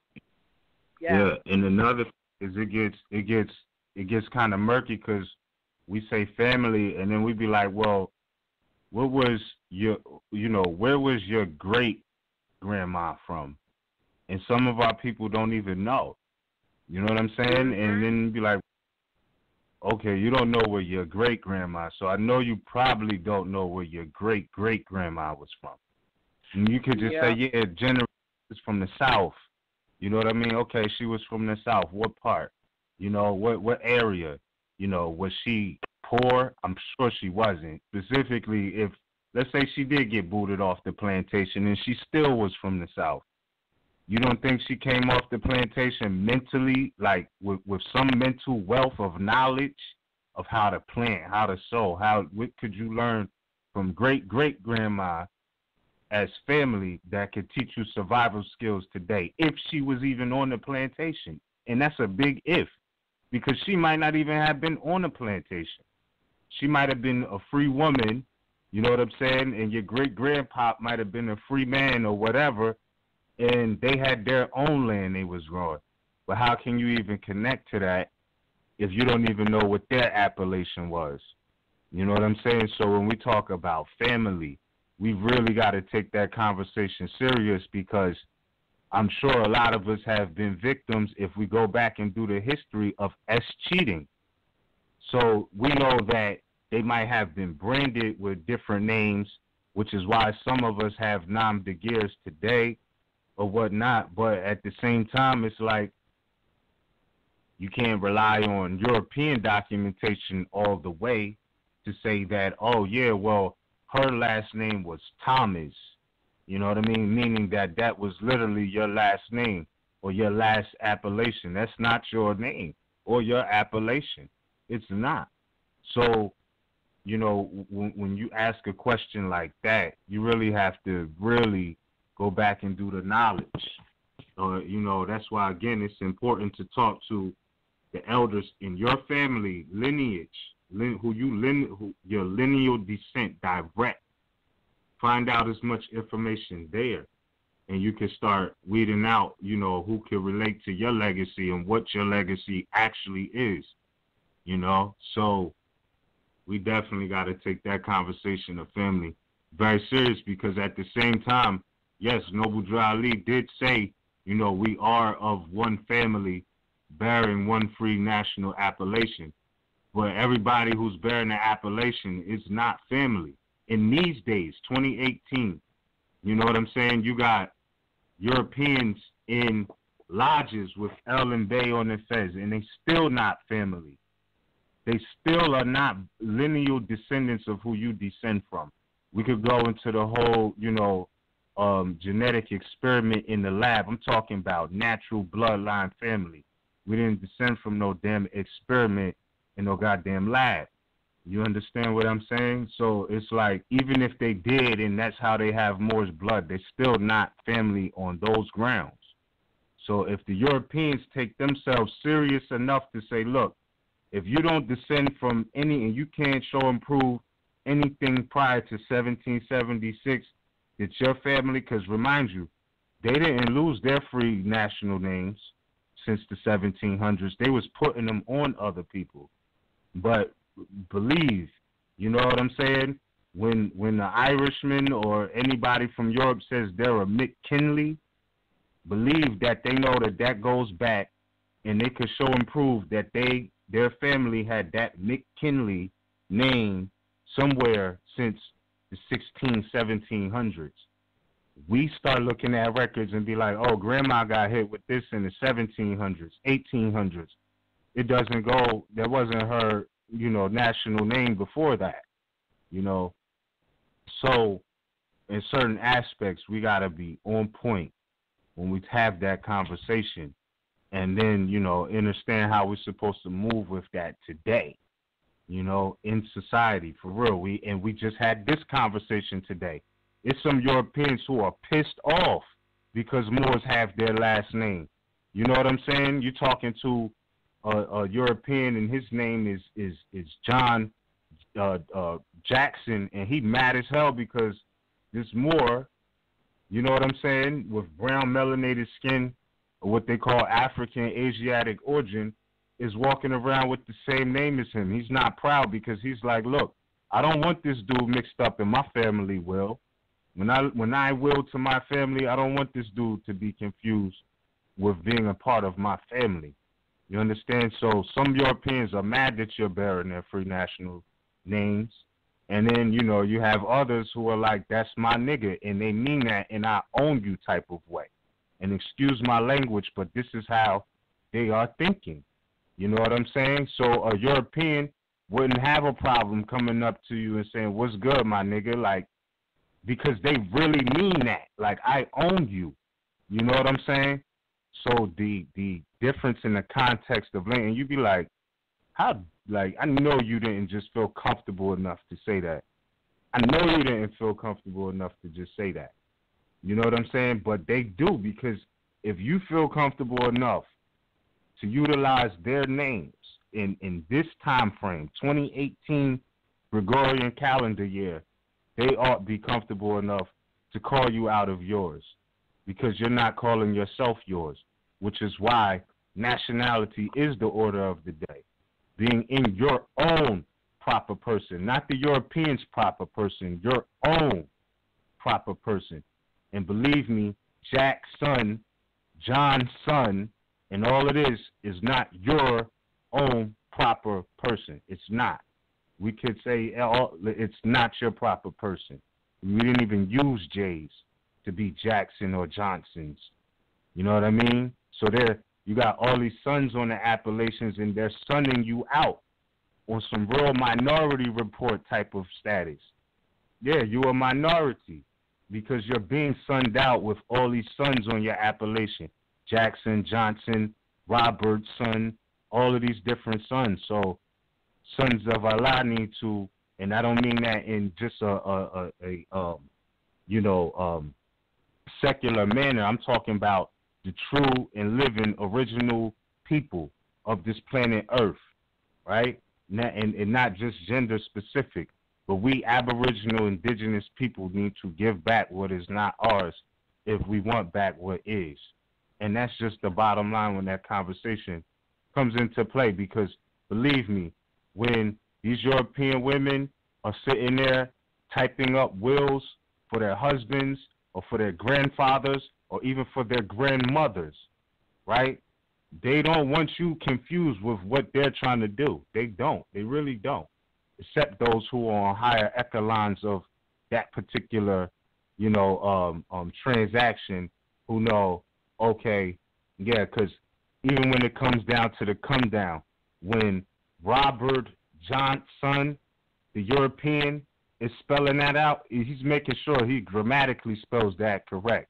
But let more come with the Robert Johnson, you know, they're putting that in all caps just so you are distinguished. Like, this is property. He's not no proper person, period. That's how they're looking at us. So when we talk about respect of family, how deep does that go? It goes very deep. You know what I'm saying? And we got to really understand that and how they're understanding the workings of this in the 21st century Gregorian calendar. Real talk. It is just real talk. And I don't want to ramble on, so for now, I yield the floor. But this is a conversation that has to seriously be considered and not utilized so lightly because, yeah, we know we're all Moors by birthline, but the honor, the simplest honor and integrity is whose name are you bearing and utilizing in civil society. Like, even if you was hit with a nom de guerre, are you intentionally utilizing that without trying to, you know, spiritually align yourself with who you really are? That's all I'm saying. And I'm not saying you need to change something tomorrow. You need to study to get closer to who grandma's last name was. You feel me? Or last appellation. What was her mom's last appellation? You know what I mean? Because they might not even be able to. Right. They might not even had one. Right. So, they didn't have you know what I mean? There you go. There's some that didn't even have them. There's L's and Bays. None of them. Right? None of the mothers had last names. That is an English custom that we adopted because what they would do was slap on what they considered their property, their name. And that's why when people call themselves getting married under this English practice that is utilized today, the mother gives up her father's last name and takes on the last name of her husband's father's family. None of the women have last names. English practice. Right, but then, and you're right, because even when you look at some of the people in Europe, they didn't really have last names in the aspect. They would be called after the place that they were from. So, like, let's just say, for example, it was a Moorish sister, Edith of Wessex, right? That was her title, Edith of Wessex. You couldn't confuse her with Edith of Sussex. You couldn't confuse her with Edith of England. You couldn't confuse her with Edith of Italy. You know what I'm saying? Edith of Wessex.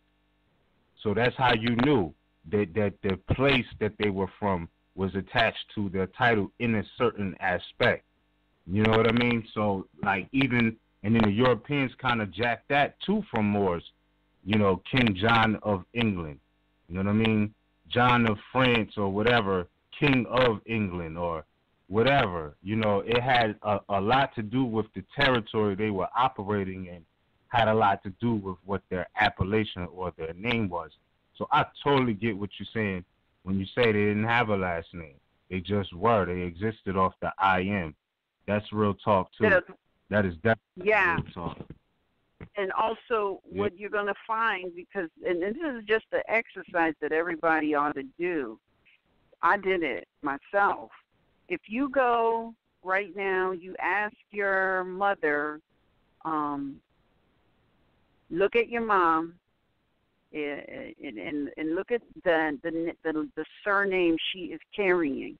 Now, if she is, you know, if she got married under the English practice, she has the last name of her husband's father's family. Then if you go and you look at her what her maiden name was, you'll find that her maiden name is the surname of her father's family. Then if you go and you look at the grandmother, if the grandmother was married, she has surname of her husband's father's family. And then if you look at her maiden name, she has the surname of her father's family. So it doesn't matter how far back you go. Everybody has the surname of a son's family. And if you go all the way back, you will find that the surname is an English surname, and it was put on to denote ownership. And so when people utilize this English practice of marriage today, an English practice demonstrating ownership. And when women have babies today, they encourage you, give the child the father's last name. That denotes ownership. So the child is looked at as cargo, and once you put the father's name, the so-called father's name, on the child, now he has an interest in the property, which is the egg of the mother, which is the baby. But what we end up doing is, because of our lack of information, is we participate in, an issue of ownership of property. That's what we're participating in unknowingly. So we have to wake up and no longer participate in that. And, and sometimes we get a little bit in our feelings when we hear stuff like this, because it's the exorcism that Rob talks about all the time, because you're going to get into your feelings because you have an emotional attachment to some information, and you don't know how to come to grips with it, because you're just finding out that attachment, you were attached to a lie. And so, you have to work it out. You're going to have to work it out. And you will. But that's why you're getting all up in your feelings, and, it's because of that. So we have to really look at these things. And even like when you find your feelings, your emotions and your feelings becoming engaged, that is absolutely the time to really take a look at yourself, because that's an indication that you've been trying to ignore something that the universe has been trying to get you to look at. So we got one more caller before we conclude this broadcast. Caller 313-491, you are on the air. Islam family, I am Low Hillman Bay, calling from Morocco. I wanted to say thank you for a great show. Always dropping some jewels, and I wanted just to give a short answer to what Brother Miz asked as far as the word family, and I do agree that we use it too loosely. And it's not knowingly that we use it usually. In my perspective, this is just in my own perspective, that when someone may come into this knowledge, this information, it's a life changing. It's life changing. And when you come across someone else that may have already been known this information from jump, and then they've been taught the master of the art, how to manipulate it and how to use it against their own kind, their own people, and they know that someone, they can smell and sniff it, that if someone is into it new, and who just got their feds, or just rocking them, or just put in their proclamation or something like that, and because they want to know further, and it's usually geared towards you want to know further and geared to further, so you're looking out and reaching out. And I can attest to that, but it's hard to see. So you say, hey, what's up, family? And you want to be encouraged and go around there and look at you looking like food, and to those who've already been it. been in it and practiced that wizardry of art, and manipulation. And it is so. I definitely can. I do agree that we use it too loosely, but usually, hey, it's like a fight. You take it as a fight. Hey, you get hit one time, and you back at it. You back off the porch, and you ready to. He's not. You can dodge that right hook this time, the next time. So it's we have to start looking at it as simply. If I know I do, I look at it like a betrayal a little bit, because when you go against the family,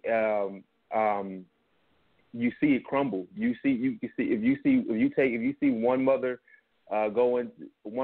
son to get arrested and see how she breaks down, or her, that you see how the family breaks down because she knows her son is in cuffs and out of her knowing, and that breaks down the family because Mother Anita said when she lost her job, but she still had to keep going. So some women may not be as strong with that but all right, she shouldn't have to be that strong, but because it shouldn't be that situation shouldn't happen. But the protection, right. What I mean, it should be the protection should be there for if some situations like that, and not only it's not like it's the enemy, but it is the enemy. It's like looking like food. Your family members are looking like food. Your blood is looking like food to those predators, and they're reaping benefits. They're mostly usually finances, and then sometimes it's the body, like in the prisons or in the foster care systems or even in the schools. Like it's like their bodies, and then they're still getting finance from that. So we have to look, and sometimes. It's who's at the head of that. It's our own. If you look at any Walmart or you look at any store that you see the security, like a big store, the security guard looks like us. Like go to a park, security guards look like us because they know, I'm gonna send your own out there to patrol patrol you and put these rules on you. And with that, just like Mother Annie said, what that brings a distaste. It's like, man, why are you? You a cop, you know what I mean? Or, man, you a security guard? You telling me I can't be at the park past 10? You know what I mean? You telling me I can't be at the park past 10? And it kind of feels the disgust. Like, man, I'll be our own people. So I definitely understand and agree that we do use it a little bit too loosely, but we all have to be accountable and handle our own affairs accordingly. So, but I know from firsthand, I know that sometimes it's a little bit eager. You're eager to call someone family because everybody else around you is made like, is going the other way, and you think somebody's going away with you on that yellow big road, but they're not, So, but with that, I yield the floor. All right, Islam. Thank you so much for that. Yes, and that is absolutely correct. And remember that the root of family is familiar. Mhm. Yes, that's right. Like, and I just want to say something as well because see, there's only two families, two species on this planet Earth. You have the Asiatic and you have the modern European. You have two forms of the human species. All of the Asiatic people, they are family. However, we have to be realistic. Some of our family, they have been more severely damaged mentally than others. So, and it's not even distant. It's right within your own family. Like, I have siblings that I will never trust. I have siblings that I would not talk to. I don't tell them my private business or my private affairs, and I don't associate with, because they are, just like in the Matrix, they're too immersed in the Matrix that they become dangerous to you who's trying to extricate yourself from the Matrix. So, yeah, it's my family. I love them. But I'm realistic enough to know that we're not on the same team. I'm team independence. They're team dependence. And although we are of the same family, we on different teams. So we got to be realistic about that. And we have to look at ourselves in terms of self-preservation, and that has to happen with family near and far, because we are family. We are all family related. So we got to just be realistic, and we have to behave accordingly. So that kind of concludes this broadcast. That was our last caller. Before I get into anything, I just want to say tomorrow we will be back at the National Theater to continue the presentation of who is who and what is what. And so if you're in the area, make sure and hop in. Doors open at 6:30. Class starts at 7:30. And if you're not able to pop in, you can call back in on this Blog Talk Radio line, and you can listen. All right? And then that's it. This is the third Wednesday. Thursday is Sons of Allah. So, and that's at 9 p.m. So make sure and check us out for that as well. So we have tomorrow, Morse Heritage and History School in the house at the National Theater near Harlem. Class begins at 6:30. Doors open at 6:30. Class begins at 7:30. And then we have Sons of Allah, 9 p.m. Thursday. Make sure and check out both. Islam. That concludes this broadcast. I want to thank everybody for participating, comments, joining, providing your energy, studying. For all you studiers out there, Islam. I'm studying too. Studying begins and it never ends because we have a lot of information to explore, and sometimes I feel like not enough hours in the day to do it, along with all your other duties and obligations. But study is what we do. So I want to thank everyone for helping to uplift fallen humanity one more at a time. We'll see you tomorrow. Peace and love. Islam. All right. Peace.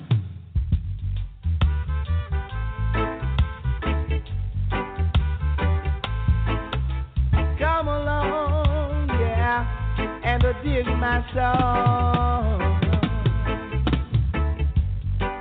Too much wagonist, too much antagonist. Wolves and leopards are trying to kill the sheep and the shepherd, yes. Wolves and leopards are trying to kill the sheep and the shepherd, yeah. Too much informers, too much steel bearers. Too much informers, too much steel bearers.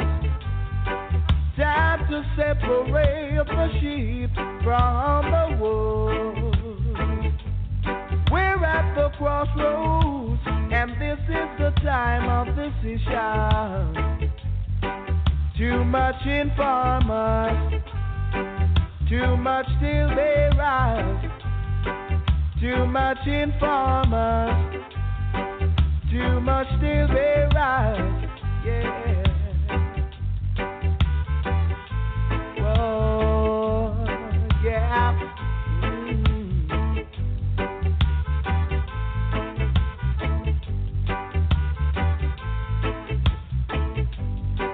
Too much watch and peep. It's time the wolves them leave the sheep. Too much watch and peep. It's time the wolves them leave the sheep. Wolves and leopards are trying to kill the sheep and the shepherd. Wolves and leopards are trying to kill the sheep and the shepherd. Oh, yeah.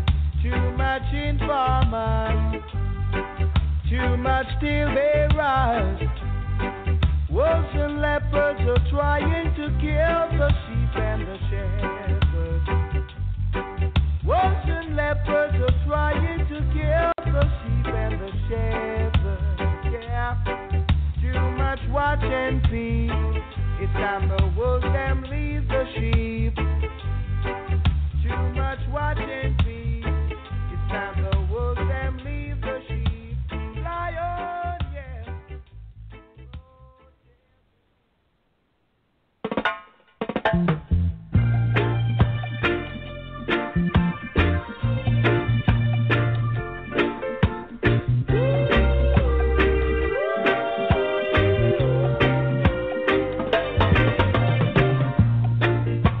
after man is so unjust.